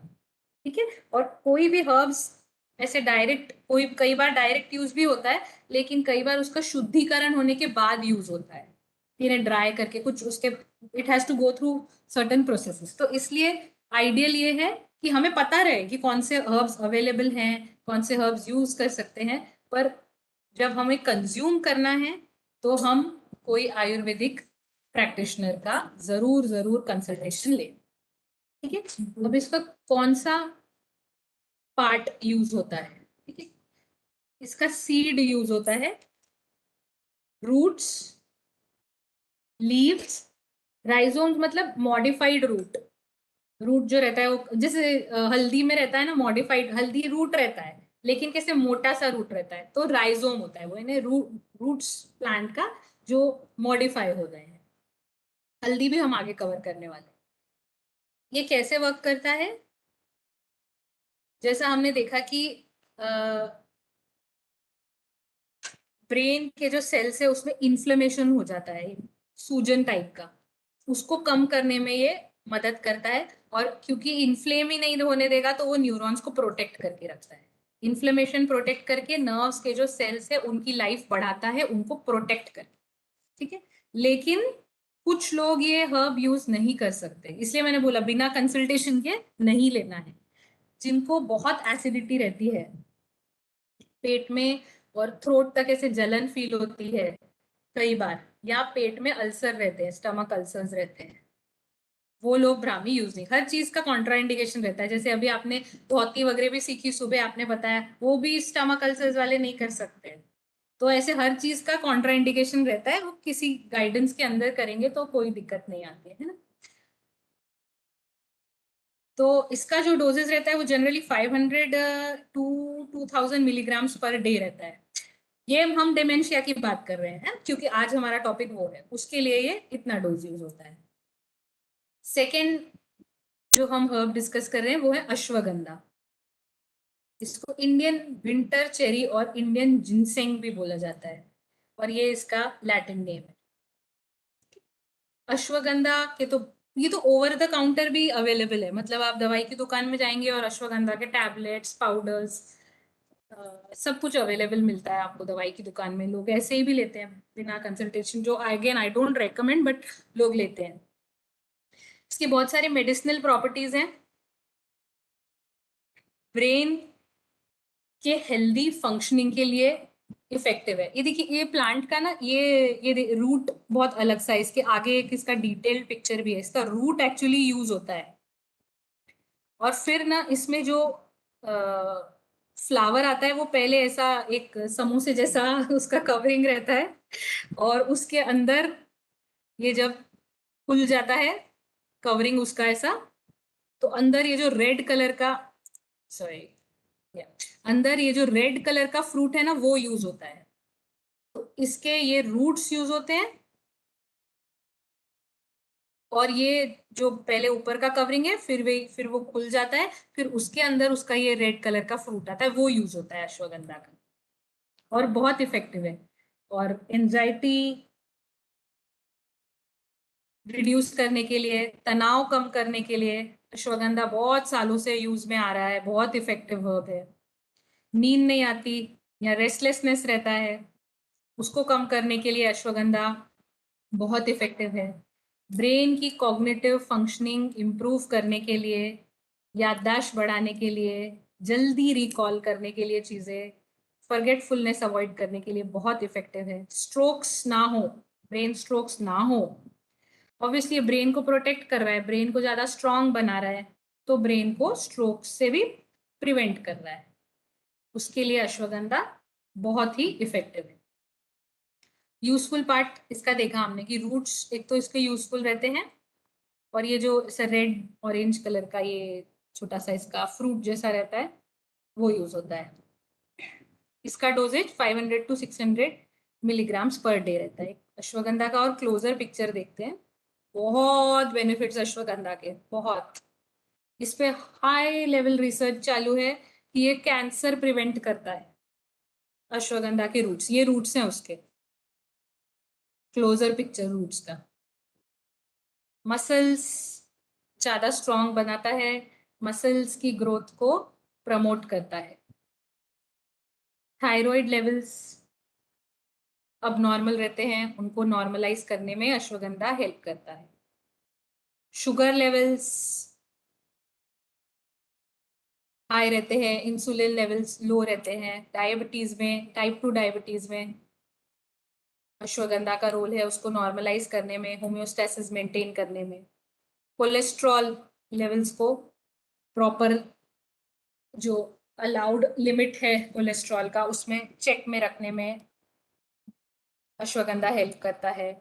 मेल्स के जो फर्टिलिटी प्रॉब्लम होते हैं, मेन के लिए बहुत रेकमेंडेड है। It's very good herb for intake for main. तो फर्टिलिटी इश्यूज मेन में जो होते हैं उसके लिए इफेक्टिव है। हमने पहले भी देखा कि एंजाइटी, स्ट्रेस रिड्यूस करने के लिए, मिर्गी की बीमारी के लिए भी, जो सीजर्स की, एपिलेप्सी की बीमारी रहती है, उसमें अश्वगंधा का यूज है। और अभी बहुत बार सुना भी होगा या आपने कहीं पढ़ा होगा कि इम्यूनिटी बूस्टिंग के लिए, इम्यूनिटी तो अभी सब बोल रहे हैं, तो इम्यूनिटी बूस्टिंग के लिए अश्वगंधा बहुत यूजफुल है। एक ये तो हमको ऐसे जैसे वरदान मिला हुआ है, नारियल, श्रीफल। इसका हर एक पार्ट हमारे यूज आता है, हर एक चीज नारियल जैसे बिल्कुल हमको बून मिली हुई है। एक नारियल का बाहर से लेके, पानी से लेके, मलाई से लेके, हर चीज सुपर न्यूट्रिशियस है। साउथ में खाना भी कोकोनट ऑयल में बनाते हैं, जो कि अभी रिसर्च के बाद और पता चल रहा है, और ऑलरेडी बहुत प्रूव हो चुका है कि it is highly beneficial. 40 ml of coconut oil daily आप यूज कर सकते हैं, या कुकिंग में, या जैसे घी डालते हैं ऊपर से लोग, वैसे कोकोनट ऑयल को डाल के चावल पे भी लेते हैं। इसकी मेडिसिनल बहुत प्रॉपर्टीज है, एंटी इन्फ्लेमेटरी है, सूजन वगैरह कम करता है। सबसे इफेक्टिव हर्ब आज की डेट में डिमेंशिया क्योर करने के लिए कोकोनट है, कोकोनट का oil. significant improvement in certain cognitive domains like orientation and language skills. Brain की जो भी लैंग्वेज स्किल्स या वही प्रोसेसिंग ओरिएंटेशन में हेल्प करता है कोकोनट। ऐसा यूज होने वाला एक फ्रूट जो प्रूवन है कि डिमेंशिया बिल्कुल यानी काफी इफेक्टिव है उसमें। सबसे ज्यादा इफेक्टिव हर्ब इतने जितने देख रहे हैं आज हम उसमें से बोलेंगे तो कोकोनट है। कोकोनट ऑयल शार्प रहता है ब्रेन कोकोनट ऑयल यूज करने से। ये तो हमने सबने देखा हुआ है। आई थिंक पुदीना, कोकोनट भी देखा है बट पुदीना तो हम यूज करते हैं ज्यादातर। पुदीना रॉ फॉर्म में खाना अच्छा रहता है, यानी जैसे चटनी या पराठे जिसमें ज्यादा कुकिंग नहीं हो रहा है। इसमें अलर्टनेस इंप्रूव होता है, कॉग्निटिव फंक्शंस इंप्रूव होते हैं। डाइजेशन के लिए भी मिंट या पुदीना बहुत ही इफेक्टिव है। जो भी डाइजेस्टिव जूसेस रहते हैं सिक्रीशंस नहीं होते, अक्यूमुलेशंस होते हैं जिस कारण की इनडाइजेशन होता है, डायरिया होता है, जीईआरडी गैस्ट्रोएसोफेजियल रिफ्लक्स डिजीज, जो भी पेट की समस्याएं हैं डाइजेशन से रिलेटेड उसको क्योर करने में पुदीना, गैस के लिए सब, पेट के ओवरऑल डाइजेशन के लिए पुदीना बहुत ही इफेक्टिव है। पेट को मजबूत बनाता है और इनडाइजेशन को क्योर करता है। एक ब्रेन टॉनिक है पुदीना, एक तरीके का ब्रेन टॉनिक है। इसको खाने से एक कामिंग शांति भरा एक इफेक्ट भी पूरे बॉडी में देखने मिलता है और काफी सारे वायरसेस और बैक्टीरिया पे इफेक्टिव है। इसकी लीव्स यूज होती हैं, पत्ते खाते हैं हम, और इसका डोज रहेगा 200 to 400 milligrams thrice a day. एक और हर्ब देखते हैं हम, शतावरी। शतावरी इंडिया में मिलता है हिमालयाज में, लेकिन नॉर्दर्न ऑस्ट्रेलिया में भी पाया जाता है। ये एक एंटीऑक्सीडेंट है, मेमोरी इंप्रूव करने में, ब्रेन के फंक्शंस इंप्रूव करने में हाईली इफेक्टिव है, इम्यूनिटी बढ़ाता है, कोलेस्ट्रॉल्स के जो लेवल्स हैं कोलेस्ट्रॉल लेवल्स को चेक में रखता है, अच्छी स्किन और अच्छे नेल्स देता है, ब्यूटी के लिए अच्छा है, और फर्टिलिटी के लिए, रिप्रोडक्टिव सिस्टम के लिए अच्छा है। इसके रूट्स ऐसे लंबे लंबे होते हैं और ड्राई करके यूज होते हैं।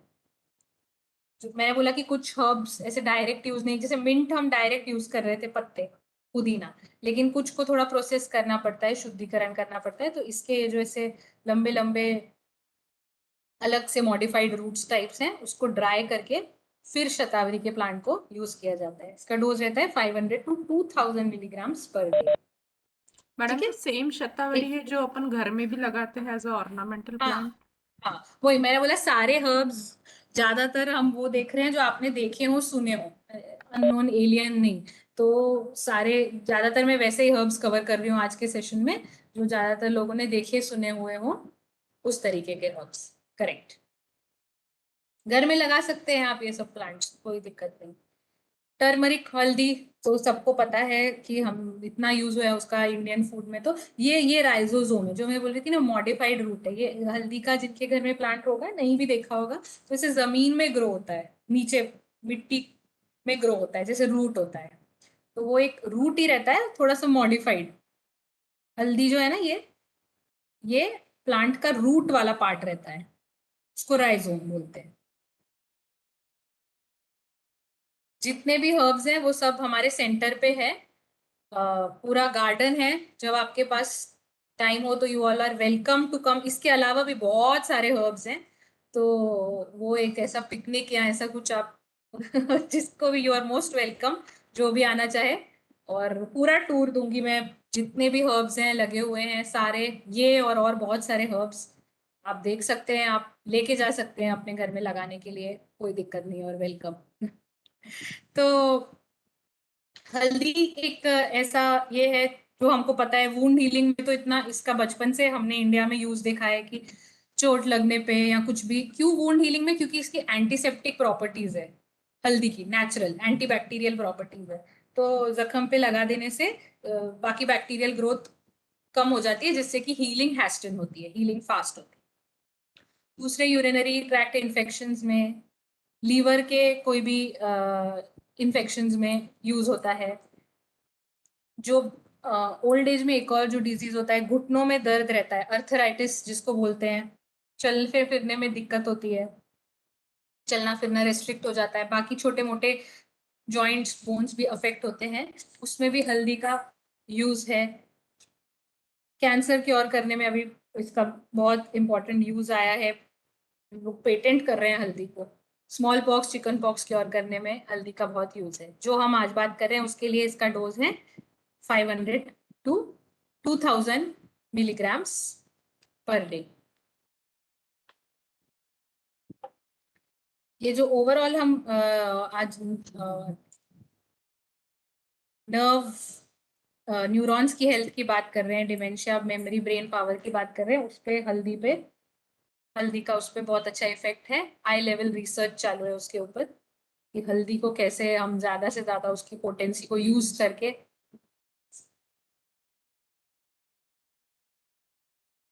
उसके हेल्थ बेनिफिट्स ले सकें।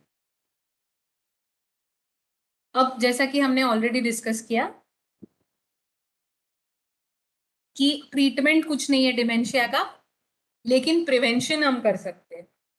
ये ना शुरू से हमको लगता है कि सिम्टम्स आ गए, जब माइल्ड कॉग्निटिव इम्पेयरमेंट हो रहा है शुरू में ही, तो हम कुछ प्रिवेंटिव लाइफस्टाइल चेंजेस अडॉप्ट करें, कुछ ऐसा डाइट अडॉप्ट करें, हर्ब्स अडॉप्ट करें जो हमने देखे, रीडिंग, पजल, क्रॉसवर्ड, सुडोकू, ऐसी चीजें जो ब्रेन को एक्टिव रखती है, वो हमारे मोबाइल पे स्क्रोलिंग करने से अच्छा ऐसी कोई ब्रेन को इन्वॉल्व करने वाली एक्टिविटी में एंगेज रखें, तो ब्रेन के न्यूरॉन्स ज्यादा शार्प होते हैं। जितना ब्रेन यूज करते हैं उतना ब्रेन शार्प होता है, जितना ब्रेन नहीं यूज करते उतना डल होता जाता है। ठीक है, तो जो ऐसे ब्रेन को प्रोवोक करने वाली क्विज एक्टिविटीज है उनमें करें। योगा, प्राणायाम, मेडिटेशन की हेल्प ले, जिससे कि प्रूवन है, बिल्कुल इफेक्टिव है, हाईली रिकमेंडेड है, इजीली अवेलेबल है। और कोई भी फिजिकल एक्सरसाइज आप इनकॉर्पोरेट करना चाहें तो वो अपने डेली रूटीन में करें। ये कुछ मेमोरी बढ़ाने के टेक्निक्स है जो मैं जस्ट एक शॉर्ट में कवर कर लेती हूँ। ऑर्गेनाइज रहने से मेमोरी ज्यादा शार्प रहती है, क्यों जैसे हमने कंप्यूटर में कोई इंफॉर्मेशन सेव कर दी और फोल्डर्स को नाम दे दिया, ठीक है, बायोलॉजी, केमिस्ट्री, फिजिक्स, तो अभी मेरे को फिजिक्स का कुछ पढ़ना है तो मैं वो फिजिक्स वाला फोल्डर खोल के पढ़ लूंगी, तो इजी हो जाएगा। सब कुछ मैंने एक फोल्डर में डाल दिया 10th स्टैंडर्ड, तो फिर मेरे को ढूंढना पड़ेगा। तो ब्रेन की ये कैपेसिटी रहती है कि जो हम आसपास अगर ऑर्गेनाइज्ड रहते हैं, हर चीज ऑर्गेनाइज की बात कर रही हूँ मैं, कपड़े कबट में से लेके रूम से लेके चीजें अगर हम ऑर्गेनाइज करते हैं तो हमारा ब्रेन शार्प रहता है, क्योंकि हमें याद रहता है। कंफ्यूजन क्रिएट करते हैं तो ब्रेन कंफ्यूज होता है, तो इसलिए ऑर्गेनाइज रहने से ब्रेन शार्प रहता है। एग्जैजरेशन ऑफ सीन, कोई भी चीज अगर हमें याद रखनी है तो वो हमें बड़ी करके बताने की, जैसे ये एप्पल है, ये एप्पल है, अच्छा रेड कलर का है, फ्रेश है, टेस्टी होगा, ऐसी ज्यादा चीजें उससे रिलेट करते हैं तो ज्यादा ब्रेन को याद रहता है। नरिश योर नॉलेज, हमने देखा कि रीडिंग से, क्रॉसवर्ड से, कोई भी मेमोरी गेम से शार्प रहता है। Induce secure feelings, self talk जो है वो पॉजिटिव रखें, खुद पे बिलीफ रखें, तो ब्रेन ज्यादा इफेक्टिवली काम करता है, उसको हमें एंजाइटी ओवरकम करने की जरूरत नहीं रहती, फिर हमारी वो अपने बाकी कामों पे ध्यान देता है तो ज्यादा शार्प रहता है। अच्छी नींद ले, 6 to 8 hours डिपेंडिंग ऑन कितना आपका टायरिंग शेड्यूल है। 6 to 8 hours of sleep, brain को रेस्ट भी जरूरी है, तो अच्छा रेस्ट देने से अच्छा वर्क करता है। और जो हमने आज मेमोरी चार्ट देखा, एक short term memory, long term memory का, उसको शार्प करने का एक बेसिक तरीका हमको समझ में ही आ गया होगा। कोई भी चीज remember, recall, repeat, remember, recall, repeat करने से ब्रेन शार्प रहता है, हमें चीजें ज्यादा याद रहती है। इसलिए एग्जाम के पहले बहुत रिविजन्स करते हैं, जो जितनी ज्यादा रिविजन करते हैं उतना ज्यादा हमें याद आता है। अब कुछ आसन और योग देखेंगे। कल भी हमारा सेशन है चेयर योगा पे, तो बहुत सारे तो मैं ऐसे ही आसन कवर कर रही हूँ जो हम कल करके देखेंगे। कल मॉर्निंग का सेशन है और इसलिए सारे आसन, और जो कल रह जाएंगे वो परसों भी सेशन है, वो परसों अपन कवर कर लेंगे, तो एक एक बार सारे आसन करके देखेंगे तो आपको याद रहेंगे। ठीक है, यहाँ पे हम एक ब्रीदिंग एक्सरसाइज और एक सिंपल ब्रेन को ऑक्सीजनेशन बढ़ाने के लिए देख लेते हैं कपालभाति। अनुलोम विलोम कल देखेंगे हम, आज हम कपालभाति देखते हैं। आराम से बैठ जाइए, चेयर पे जैसे बैठे हैं, टेक लगा के बैठ सकते हैं पीछे, दोनों हाथ घुटनों पे रख लीजिए। एक लंबी सांस।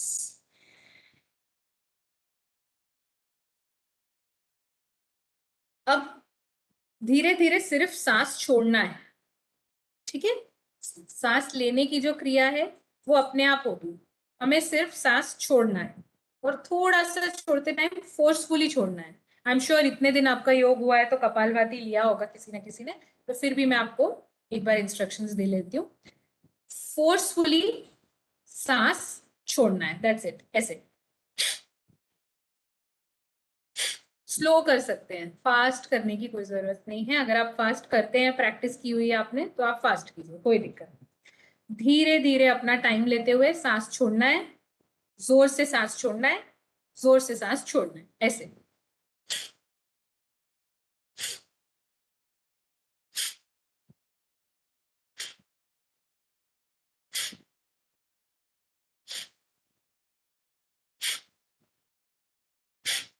और कंटिन्यू कीजिए 1 मिनट के लिए, कंटिन्यू कीजिए। जोर से सांस छोड़ना है, जोर से सांस छोड़ना है। मैं समय देख रही हूँ, कंटिन्यू कीजिए।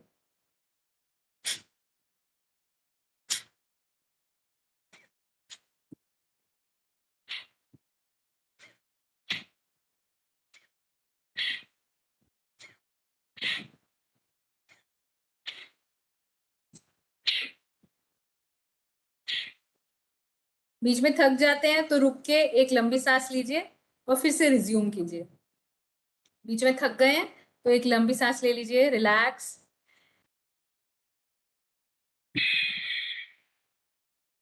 और फिर से कपालभाति रिज्यूम कीजिए।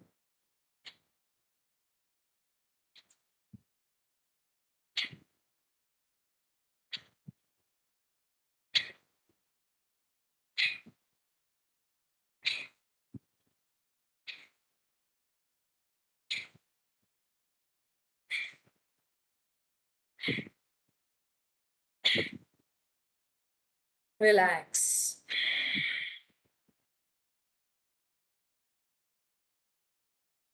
एक लंबी सांस।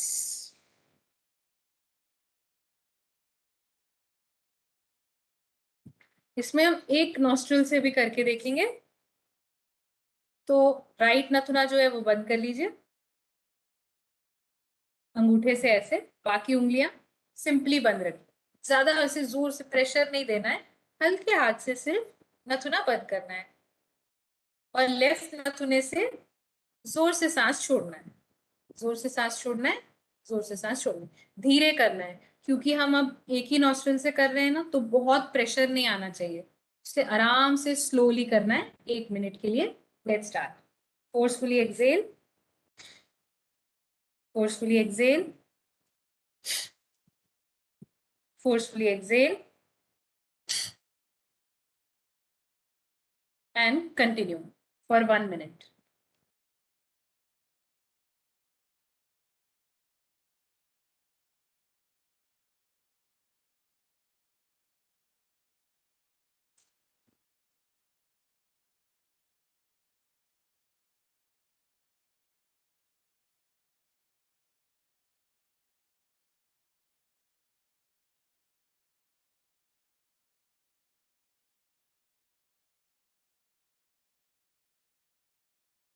थक जाते हैं तो बीच में रुक के एक लंबी सांस ले लीजिए, फिर से रिज्यूम कीजिए।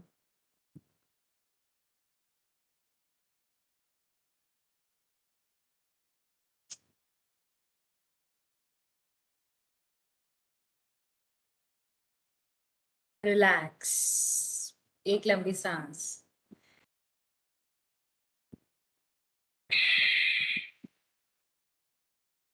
सिमिलरली लेफ्ट नथुना बंद करेंगे, लेफ्ट अंगूठा हल्का हाथ रखना है, ऐसे दबाने नहीं देना है, उंगलियां बंद रखना है। लेफ्ट नथुना बंद, राइट से forcefully exhale, forcefully exhale, continue कीजिए और स्लो कीजिए। एक नथुने से कर रहे हैं तो ज्यादा प्रेशर नहीं देना है। Continue for 1 minute।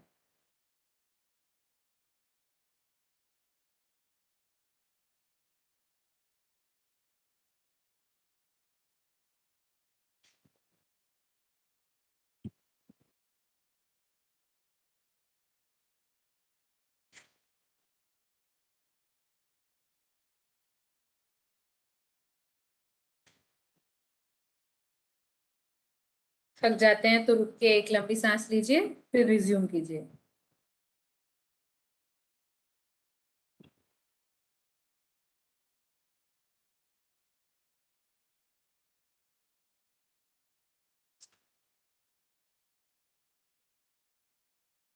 Relax.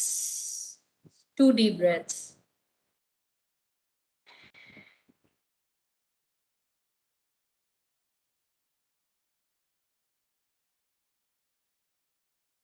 और आगे बढ़ते हैं। फर्स्ट आसन हमारा देखते हैं। ये चेयर के साथ किया हुआ आसन है, उत्तानासन। इसको स्टैंडिंग पोजीशन में भी कर सकते हैं। कल हम चेयर के साथ देखने वाले हैं इसलिए, और सीनियर सिटीजन्स को करना है तो चेयर के साथ करने, आसन करने इजी जाते हैं, इसलिए मैंने चेयर के साथ इसका पिक्चर लिया है। उत्तानासन। खड़े रहेंगे सीधे, सांस लेते हुए दोनों हाथ ऊपर और सांस छोड़ते हुए घुटने सीधे रखते हुए जितना झुक सकते हैं उतना सामने फॉरवर्ड बेंड करेंगे। चेयर योगा के सारे आसन हम कल देखने वाले हैं, उसमें से उत्तानासन भी हम कल देखेंगे। ज्यादा से ज्यादा देर तक इसको रोक के रखने की कोशिश करना है। शुरू करते हैं तब 30 सेकेंड्स या 1 मिनट से शुरू कर सकते हैं, और 2 to 5 मिनट्स तक हम उत्तानासन में रुक सकते हैं। अब इसमें आप देखेंगे कि जो भी ब्लड फ्लो है वो पूरा ब्रेन की तरफ जा रहा है, नीचे ब्रेन की तरफ, और इस कारण से ब्रेन को मैक्सिमम ब्लड सप्लाई ज्यादा से ज्यादा देर तक मिलने के कारण ब्रेन के फंक्शनिंग, ब्रेन ज्यादा शार्प होता है। इसका एक और बेनिफिट ये है कि कॉन्स्टिपेशन रिलीव होता है। डाइजेशन में भी उत्तानासन का बहुत इंपॉर्टेंट रोल है, तो सुबह करने के लिए बहुत ही अच्छा आसन है। सामने जैसे बेंड होते हैं तो पेट में जितनी भी गैसेस भी अक्यूमुलेटेड है, गैस की दिक्कत जिन्हें है, वो भी रिलीज हो जाती है और कॉन्स्टिपेशन भी रिलीव हो जाता है। तो उत्तानासन हमारा फर्स्ट आसन है। सेकेंड है अधोमुख शवासन। इन्वर्टेड वी जैसा दिखने वाला ये पोज, इन्वर्टेड यू या इन्वर्टेड वी बोल सकते हैं। सीधे खड़े रहते हैं इसमें, दोनों पैर मिला के, और जैसे उत्तानासन में सामने की तरफ बेंड हो रहे थे बिल्कुल पैरों के पास, वैसे इसमें थोड़ा आगे की तरफ बेंड होते हैं, सामने की तरफ। हाथ यहाँ रखने के बदले हाथ यहाँ आगे रखते हैं, और इस तरीके से ये इन्वर्टेड वी पोजीशन में आ जाते हैं। इसमें हाथों पे स्ट्रेच आता है और पैरों पे स्ट्रेच आता है। धीरे धीरे जैसे जैसे आप ये आसन को प्रैक्टिस करते हैं और आपको आसन करने की आदत हो जाती है, तो एक पैर आप ऊपर भी उठा सकते हैं, यानी सिर्फ राइट पैर जमीन पे रहेगा और दोनों हाथ, और बाद में चेंज करके सिर्फ लेफ्ट पैर जमीन पे रहेगा और दोनों हाथ। ज्यादातर आसन जो भी हम ब्रेन के लिए ले रहे हैं, ब्रेन की कैपेसिटी, कॉग्निटिव कैपेसिटी और फोकस इंप्रूव करने के लिए, वो ऐसे हैं जिनमें कि मैक्सिमम ब्लड फ्लो ब्रेन की तरफ जाए। इसमें भी आप देखेंगे तो ये पोजीशन में होल्ड करने से ब्लड फ्लो जो है बॉडी का, और जब मैं ब्लड फ्लो बोलती हूँ तो मैंने पहले भी बताया कि सिर्फ ब्लड नहीं सप्लाई करता है वेसल्स, ब्लड, न्यूट्रिएंट्स, ऑक्सीजनेशन, सब कुछ ब्रेन का इसमें बढ़ जाता है। उस कारण से ब्रेन की जो कॉग्निटिव कैपेसिटी है वो इम्प्रूव होती है। जिनको बहुत कमर में दिक्कत है या बैकबोन के कोई इश्यूज हैं, वो ये आसन अवॉइड करेंगे, बाकी लोग ये आसन कर सकते हैं। ये आसन में भी शुरुआत करते हैं तब अराउंड 30 सेकेंड्स टू 1 मिनट जितनी देर होल्ड कर सकते हैं, क्योंकि इसमें हाथों में भी बहुत प्रेशर आता है, तो शुरुआत में बहुत देर नहीं रुक सकते हैं। फिर प्रैक्टिस होने पर अप टू 3 मिनट्स भी इसमें होल्ड किया जा सकता है। पश्चिमोत्तानासन। इसमें दोनों पैर सीधे रख के सांस लेते हुए पहले हाथ ऊपर लेते हैं, फिर पीछे पूरा लेट जाते हैं, पीछे पूरा फ्लैट लेट जाते हैं, और फिर सांस छोड़ते हुए धीरे धीरे पश्चिमोत्तानासना, पीछे जाते हैं पूरा फ्लैट, पहले जमीन पे लेटते हैं और फिर सांस छोड़ते हुए फॉरवर्ड आते हैं और दोनों पैर के टोज होल्ड कर लेते हैं। मैं कोशिश करूंगी कि जितने आसन अपन देख रहे हैं, मैक्सिमम अपन कवर कर सके 2 दिन जो हमारा अपना प्रैक्टिकल सेशन है, तो आप लोग मैट पे रहेंगे तो इजीली करके देख सकते।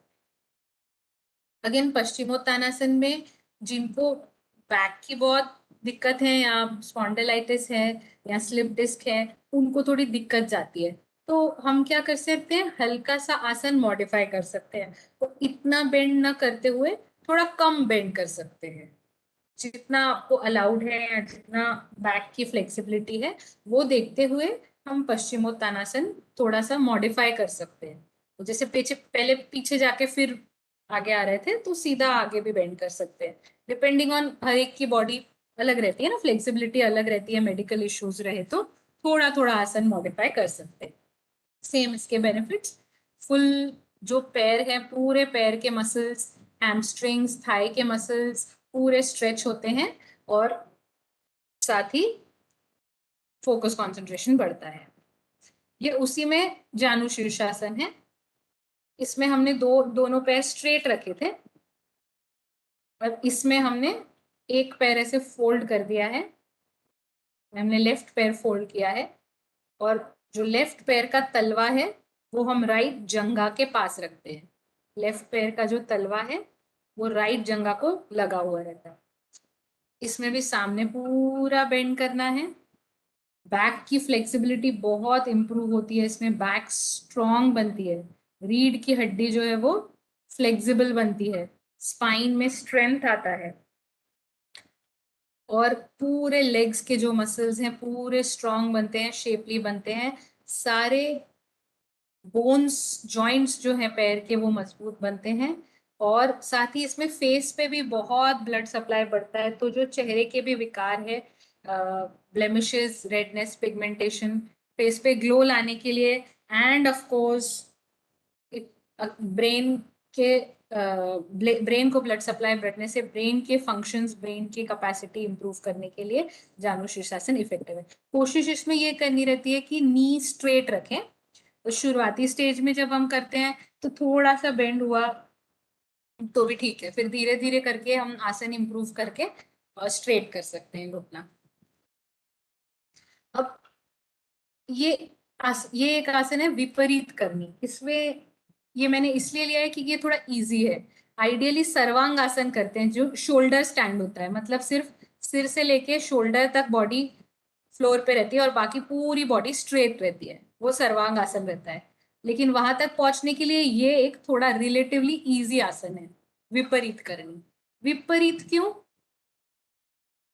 क्योंकि जनरली हम खड़े रहते हैं तो जो भी ब्लड सप्लाई होता है, जो भी फ्लूइड्स रहते हैं, लिम्फ रहता है, वाटर रहता है, वो सिर से लेके नीचे जाता है, सिर से नीचे ग्रेविटी उसको नीचे खींचती है। इसमें विपरीत हो रहा है, इन्हें उल्टा हो रहा है, नीचे के फ्लूइड्स ऊपर आ जा रहे हैं, उल्टे डायरेक्शन, इसलिए विपरीत करें। अब इसी में जैसे मैंने बताया पैर स्ट्रेट कर लेते हैं तो सर्वांगासन, जिसको आसनों का राजा कहा जाता है क्योंकि सबसे ज्यादा एडवांटेज और सबसे ज्यादा बेनिफिट्स सर्वांगासन के हैं। तो शोल्डर पे पूरी बॉडी शोल्डर स्टैंड जिसको बोलते हैं करके, ये करने से वो आ जाता है, बोल सकते ये उसका प्रिकर्सर है। इसको प्रैक्टिस करने से सर्वांगासन इजीली कर सकते हैं। इसी में ये पैर जो है वो यहाँ टच करते हैं तो हलासन हो जाता है, वो भी इफेक्टिव है। और वहां तक पहुंचने के लिए मैं ऐसे आसन ले रही हूँ आज जो आप कर सके और इजी हो। ये भी कई लोगों को थोड़ा कठिन लग सकता है, तो जिनको ये कठिन लगता है वो ये कर सकते हैं, ठीक है। यहाँ ये भी अगर आपसे डिफिकल्ट होता है, क्योंकि कई बार बहुत लोगों की कमर इतनी फ्लेक्सिबल नहीं होती है कि इतनी उठ पाए, तो फिर वो ये वॉल के साथ कर सकते हैं। ये मैं वॉल योगा सेशन में लूंगी। सिंपल एक इजीली पूरा पीठ जो है वो वॉल को टिका, सॉरी फ्लोर को टिका के रखेंगे पीठ जो है, और पैर जो है वो बिल्कुल सिंपल ऐसे पलंग पे लेट के भी कर सकते हैं आप ये। अगर आपका वॉल के ऐसे पास लगा हुआ है पलंग, तो आप पलंग पे ऐसे पीठ रख के और पैर जो है वो पूरे ऐसे स्ट्रेट वॉल पे रख के इजीली ये विपरीत करनी कर सकते हैं। विपरीत करनी, जो भी पैर के फ्लूइड्स होंगे, लिम्स, वाटर, सब रिवर्स डायरेक्शन में फ्लो हो। सेतु बंधासन, ये फ्लोर पे करने का आसन है, पूरा लेट के कर सकते हैं, क्योंकि हम परसों वॉल योगा में लेने वाले हैं, इसलिए मैंने ये पिक्चर रखा है कि सेतु बंधासन भी इजीली हम वॉल के साथ ले सकते हैं। दोनों पैर वॉल पे रख के कमर उठा सकते हैं, दोनों पैर फ्लोर पे रख के कमर भी उठा सकते हैं। और ये बहुत ही इफेक्टिव आसन है, शीर्षासन जैसे इसके बेनिफिट्स हो जाएंगे। शीर्षासन अगर आप कर सकते हैं तो अच्छी बात है, नहीं तो ये सिमिलर, उसका बहुत सिमिलर बेनिफिट्स देने वाला एक आसन जो सभी लोग कर पाए वो है सेतु बंधासन। ये खड़े हुए करने वाला प्रसरित पद्मोत्तानासना, दोनों पैर फैला के लंबी सांस लेके हाथ ऊपर लेंगे और फिर धीरे धीरे धीरे धीरे सामने झुक जाएंगे, बिल्कुल सामने। दोनों हाथ नीचे फ्लोर पे टच हो, माथा टच हो, माथा सिर, यानी सिर, दोनों हाथ और दोनों पैर फ्लोर पे टच हो और सामने बेंड। अगेन थोड़ी प्रैक्टिस लग सकती है आसन को करने से, पर इसकी कुछ हल्के वेरिएशंस हैं जो हम चेयर के साथ दे सकते हैं, कल के इसमें सेशन में देखेंगे, जो इजी है और जो सभी लोग अपने योग के प्रैक्टिस में इनकॉर्पोरेट कर सकते हैं। अब फाइनली हम इसका मैनेजमेंट देख लेते हैं, डिमेंशिया का। तो जैसा कि हमने देखा कि डिमेंशिया वैसे तो अनट्रीटेबल है, एक बार सेट इन हो गया तो हम उसको ट्रीट नहीं कर सकते, ठीक है। लेकिन कुछ चीजें हैं कि अर्ली अगर हमने डिटेक्ट कर लिया तो जो थायराइड की या डेफिशिएंसी, कोई विटामिन की, आयरन की, B12 की, बी कॉम्प्लेक्स की डेफिशिएंसी हो, तो हम डॉक्टर के पास जाके वो छोटी सी डेफिशिएंसी को एक तो क्योर कर लें, ताकि हमें आगे चल के कोई तकलीफ ना हो, डिमेंशिया या ऐसी कोई ब्रेन की बीमारी नहीं हो, एक चीज, और हमारा लाइफस्टाइल भी इम्प्रूव हो। जब हमारे ब्रेन की कैपेसिटी इतनी ज्यादा है तो कोई छोटी डेफिशिएंसी के कारण हम क्यों सफर करें, तो वो डेफिशिएंसीज करेक्ट करा के हम ब्रेन को ऑप्टिमम कैपेसिटी पे यूज करें। अच्छा न्यूट्रिशन रखने पे हर्ब्स भी ले सकते हैं, अच्छा diet, fruits, green vegetables, regular exercise करने से, अच्छी स्लीप लेने से। अच्छी स्लीप से सिर्फ टाइम 6 से 8 घंटे नहीं, कितने बजे सो रहे हैं वो भी इम्पोर्टेंट है, क्योंकि अराउंड 11 से 12 का जो टाइम है रात का, वो टाइम पे सबसे अच्छी डीप स्लीप आती है। तो कितने बजे सो रहे हैं वो भी इम्पोर्टेंट है। तो 2 बजे सो रहे हैं और 8 घंटे की नींद ले रहे हैं वर्सेस 10 बजे सो रहे हैं, में फर्क है, क्योंकि जो क्वालिटी ऑफ स्लीप हमको 11 o'clock से 4 o'clock तक रात को इन अर्ली मॉर्निंग मिलती है, वो सबसे बेस्ट क्वालिटी रहती है। तो उस पर भी डिपेंड करता है, उससे भी हम हमारे स्लीप को, ब्रेन को अच्छा रेस्ट देके और एक्टिव बना सकते हैं। कॉग्निशन की टेक्निक्स इंप्रूव करने के लिए तो हम प्राणायाम, योगा, मेडिटेशन ऑलरेडी एफर्ट्स ले रहे हैं, आप लोग भी ले रहे हैं, यूजीसी भी ले रहा है, एंड आई एम श्योर आप लोग आगे भी इनकॉर्पोरेट करेंगे।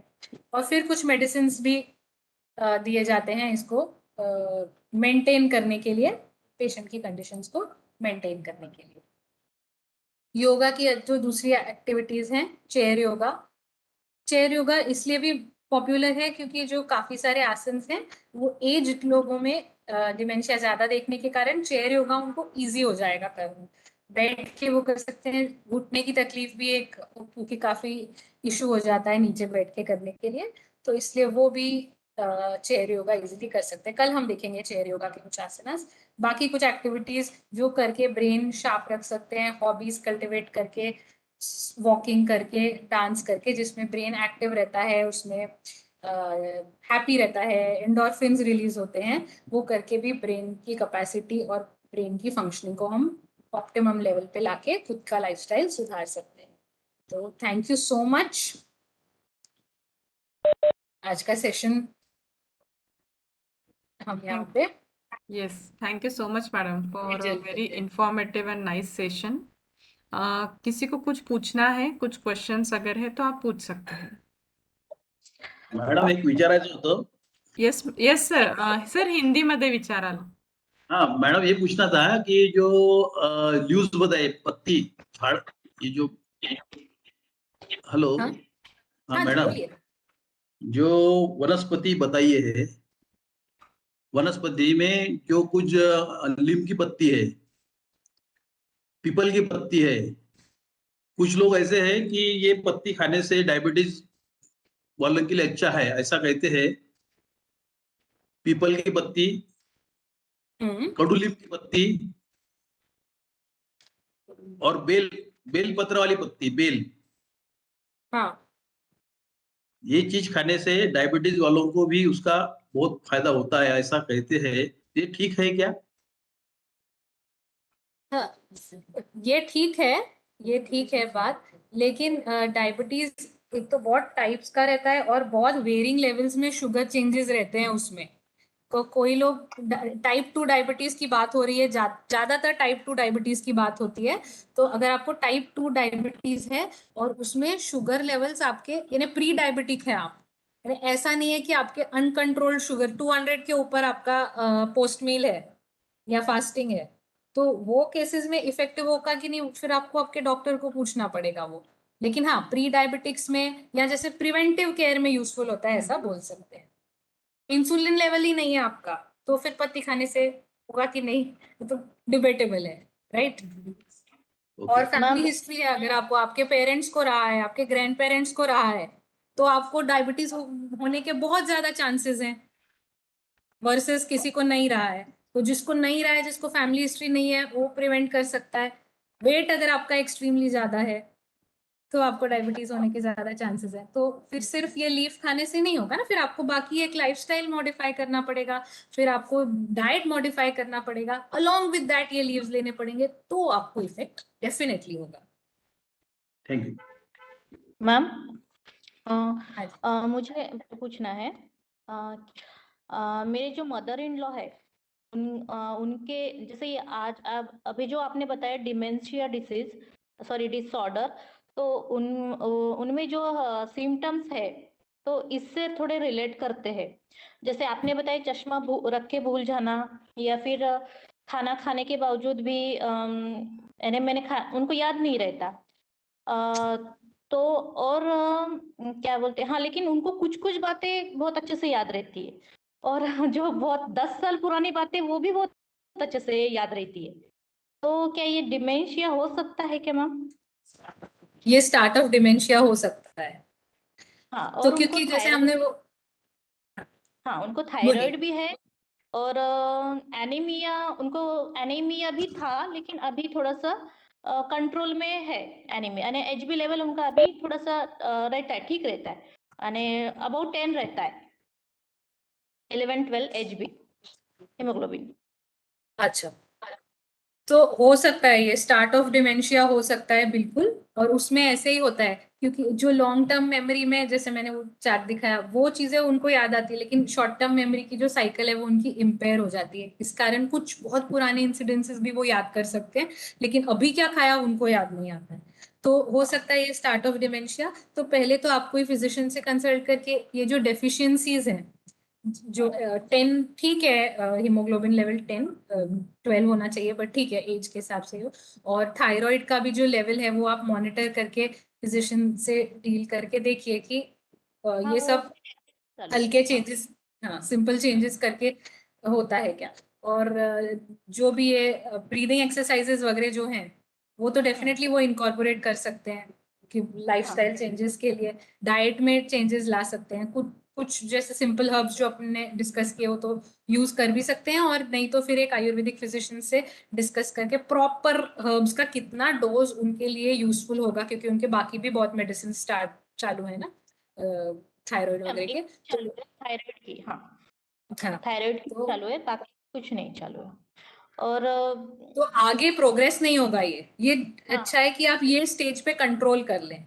हाँ, जो क्योंकि एक बार हो गया तो वो रिवर्स नहीं कर सकते, पर अगर क्योंकि आपने बहुत अलर्टली और बहुत अच्छे से, आई रियली अप्रिशिएट कि वो ध्यान दिया है, तो आप, बहुत अच्छी बात है कि आपको अभी समझ में आ गया है। तो अभी आप वो स्टेज को कंट्रोल कर सकते, तो बिल्कुल स्लो हो जाएगा, जो चेंजेस होंगे बिल्कुल स्लो हो जाएगी, ये स्टेज पे रेस्ट्रिक्ट हो जाएगा वो। ठीक है मैम, उनको न्यूरोलॉजिस्ट को दिखाना पड़ेगा, हाँ, कंसल्ट करना पड़ेगा। प्रिफरेबली न्यूरोलॉजिस्ट को। Okay ma'am. और मैम वन मोर क्वेश्चन था कि बच्चों में ब्रेन को क्या शार्प करने के लिए कौन सी एक्टिविटीज कर सकते हैं बच्चों में? कितने छोटे बच्चे हैं? 3 साल की मेरी बेटी है छोटी। 3 साल की तो थोड़ा 5-6 साल उसको एंजॉय करने दीजिए, ब्रेन डेवलप हो रहा है। लेकिन हैविंग सेड दैट, ये वो भी टाइम है जब ब्रेन मैक्सिमम डेवलप हो रहा है। तो आप उसको जो फोन में या ऐसे एक्टिविटीज, फोन में भी आजकल बहुत सारे अच्छे गेम्स भी आते हैं वैसे बच्चों के, वो भी गेम्स कर सकते हैं। नहीं तो फिर आप उसके साथ ऐसे कोई गेम्स खेल सकते हैं, जैसे पजल्स आते हैं, एक पिक्चर रहता है और पिक्चर बनाना रहता है, उसको देख के वो बनाना रहता है वो पिक्चर। या फिर वो लेगोस के जो बॉक्सेस आते हैं 3 ईयर ओल्ड के लिए, घर बनाते हैं, पिक्चर देखते हैं और फिर घर बनाते हैं। हाँ, वो वाले जो कंस्ट्रक्टिव एक्टिविटीज है जिसमें ब्रेन इन्वॉल्व रहता है, रिंग्स रहती है और वो अलग अलग इसमें शेप में उससे कुछ बनाना रहता है, वैसे वाले जो एक्टिविटीज रहते हैं वो करने से ब्रेन की कैपेसिटी बढ़ती है डेफिनेटली। ठीक है मैम, ओके, थैंक यू। बहुत इंटरेस्टिंग टॉपिक था मैम आज का। Thank you thank you so much. Hello. Ma'am मुझे मैम मुझे ये पूछना था कि मसल इंक्रीमेंट के लिए, मसल जो बढ़ती है उसके लिए आपने कहा अश्वगंधा को यूज कर सकते हैं। तो जो स्पोर्ट्समैन रहते हैं जैसे वेट लिफ्टर्स हैं या रेसलर्स हैं, एडिशनल प्रोटीन लेते हैं मसल्स के लिए, तो अश्वगंधा का अगर उनको डाइट दिया जाए तो एडिशनल प्रोटीन का काम कर सकता है क्या उनके लिए? प्रोटीन स्ट्रेंथन कर सकता है मसल को।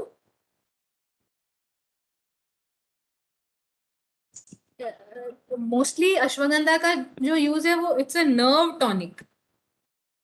तो क्योंकि वो नर्वस सिस्टम पे एक्ट कर रहा है, इसलिए मसल्स का जो स्ट्रेंथ है वो इम्प्रूव होगा डेफिनेटली। मसल्स की जो कैपेसिटी है, मस्कुलर जो स्ट्रेंथ है वो इम्प्रूव होगा।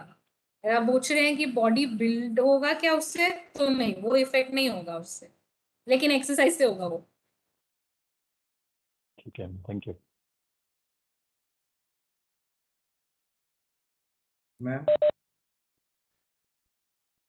हाँ Yes, sir. प्रशांत जी बोलिए। प्रिवेंट दिस डिमेंशिया, आपका कहना ये है कि सामने बेंडिंग आसन से एक्सरसाइज इज मोर हेल्पफुल? नहीं, मेरा कहना ये है कि जिसमें ब्लड सप्लाई बढ़े ब्रेन को, वैसे exercises are most are more are more helpful than other asanas are also helpful, but these are one step above. Thank you. Any more question? Okay, तो ये अभी अपना थेरोटिकल और समवॉट प्रैक्टिकल सेशन था। Ma'am कल सुबह के लिए इनको कुछ इंस्ट्रक्शंस देने हैं अरेंजमेंट के yes. लिए। हाँ, तो कल का जो सेशन है वो हमारा चेयर के साथ होगा। ठीक है, इन्हें चेयर पे बैठ के हम कुछ आसन देखेंगे। तो आप ऐसी कोई भी चेयर अरेंज करके रखिए, ठीक है, जिसको आर्म रेस्ट ना हो। विदाउट आर्म रेस्ट जो चेयर हो, ऐसी चेयर आप अरेंज करके रखिए। डाइनिंग टेबल की जो चेयर रहती है वो आप ले सकते हैं बिना आर्मरेस्ट की। मेक श्योर कीजिए कि चेयर मजबूत हो, क्योंकि हम उस पर बैठ के कुछ आसन एक्सरसाइजेस देखने वाले हैं। तो चेयर अगर हिलेगी तो फिर आपके गिरने का डर रहेगा, इसलिए वो बात का ध्यान आपको देना है कि चेयर आपकी मजबूत हो। ठीक है, और सामने और साइड में थोड़ा सा 3 फीट का जगह बना लीजिए। अगर कुछ सामान वामान हो तो उसको थोड़ा सरका दीजिए, और आपके सामने, जैसे मैं बैठी हूँ मेरे सामने और साइड में 3 फीट की जगह रखिए, ताकि आप हैंड मूवमेंट्स इजीली कर पाए। मैं रिटर्न इंस्ट्रक्शंस भी मैम को भेज देती हूँ, आपका व्हाट्सएप ग्रुप होगा ना, उसमें मैम भेज देंगे। तो चेयर अरेंज कीजिए, बिना आर्मरेस्ट की चेयर अरेंज कीजिए। चेयर स्टर्डी हो, मजबूत हो, और थोड़ा सा चेयर के आसपास आपके योगा करने जैसी जगह हो, सामने और साइड में 3 फीट के सामने। आप कैमरा प्लेस कीजिए, जैसे अभी सामने किया है कैमरा प्लेस, वैसे ही कैमरा प्लेस कीजिए। और रिटर्न इंस्ट्रक्शंस भी मैं भेज देती हूँ। जी मैडम, ओके। और मैम मुझे और एक चीज़ पूछनी थी, कल का अपना जो थियरी सेशन है वो इसी हाँ टाइम जी, पे आपको सूटेबल रहेगा, 11 बजे वाला? आपने वैसे कौन सा टाइम दिया था? मैंने वैसे 1:30 का दिया था। एक्चुअली इनके सेमिनार्स है ना, तो वो मैं शाम को भी ले सकती हूँ, शाम मतलब 3 बजे वगैरह। तो मैं आपका सेशन अगर 11 बजे शिफ्ट हो सकता है तो हम ऐसा भी कर सकते हैं। मैम मैं आपको कॉल करूं एक आधे घंटे में, जी जी मैम, आप अपना शेड्यूल देख लीजिए, शेड्यूल करके। हाँ यस यस, अपन थोड़ा सा एडजस्टमेंट कर लेंगे, ठीक क्योंकि है। वो इवनिंग इसमें ना लेक्चर मेरे सुनने में अपॉइंटमेंट्स ये है लोग वो थोड़ा टाइम पे। टायर्ड हो जाते हैं, इवनिंग में मेरे थोड़ा अपॉइंटमेंट्स है वो टाइम पे, तो अगर जी रीस्केड्यूल होते हैं तो मैं आपको एक आधे घंटे में फोन करके बताती हूँ। जी मैम, ओके चलेगा। So once again thank you so much Shreyasi ma'am, कल सुबह तो अपने को Thank मिलना you. ही है, यस अभी 2-3 दिन हम लोग हैं साथ में, ओके सो आज के लिए मैं आपको लिंक भेजूंगी, आज कल के लिए इंस्ट्रक्शंस भेजूंगी, वो भी आप जी इनको मिल जाएंगे, और मैं फॉर्म भी भेज दूंगी फीडबैक का, रिव्यू का इसका, यस वो मैम, भी आप इनको सेंड कर दीजिएगा। और भी कुछ डाउट्स हो आप लोगों को या मुझसे कनेक्ट करना हो तो उसमें मेरा नंबर भी रहेगा, ईमेल एड्रेस भी रहेगा, व्हाट्सएप नंबर भी रहेगा, आप जी कभी भी पूछ सकते हैं, कोई दिक्कत नहीं। जी madam, thank you so much ma'am, कल सुबह 7 बजे के सेशन में मिलेंगे मैम। ओके, चलिए thank you so much ma'am, bye bye. Bye ma'am. चलिए फ्रेंड्स यहाँ पे रुकते हैं, अभी अपना ना 1:30 बजे मैंने जो शिफ्ट किया था सेशन, तो वो मैडम रेडी है अपना 1:30 बजे का सेशन लेने के लिए, तो पहले हम लेक्चर्स खत्म कर लेते हैं, फिर उसके बाद सेमिनार्स की तरफ जाएंगे, ठीक आहे। म्हणजे इव्हिनिंगला तुम्हाला ते लेक्चर्स ऐकायला थोडा कंटाळा येतो, कारण की ते खूप थेरॉटिकल असतात, तर आपण पहिले लेक्चर्स संपवून घेऊ आणि मग सेमिनार्स घेऊया, ठीक आहे। ओके। चलिए थैंक यू।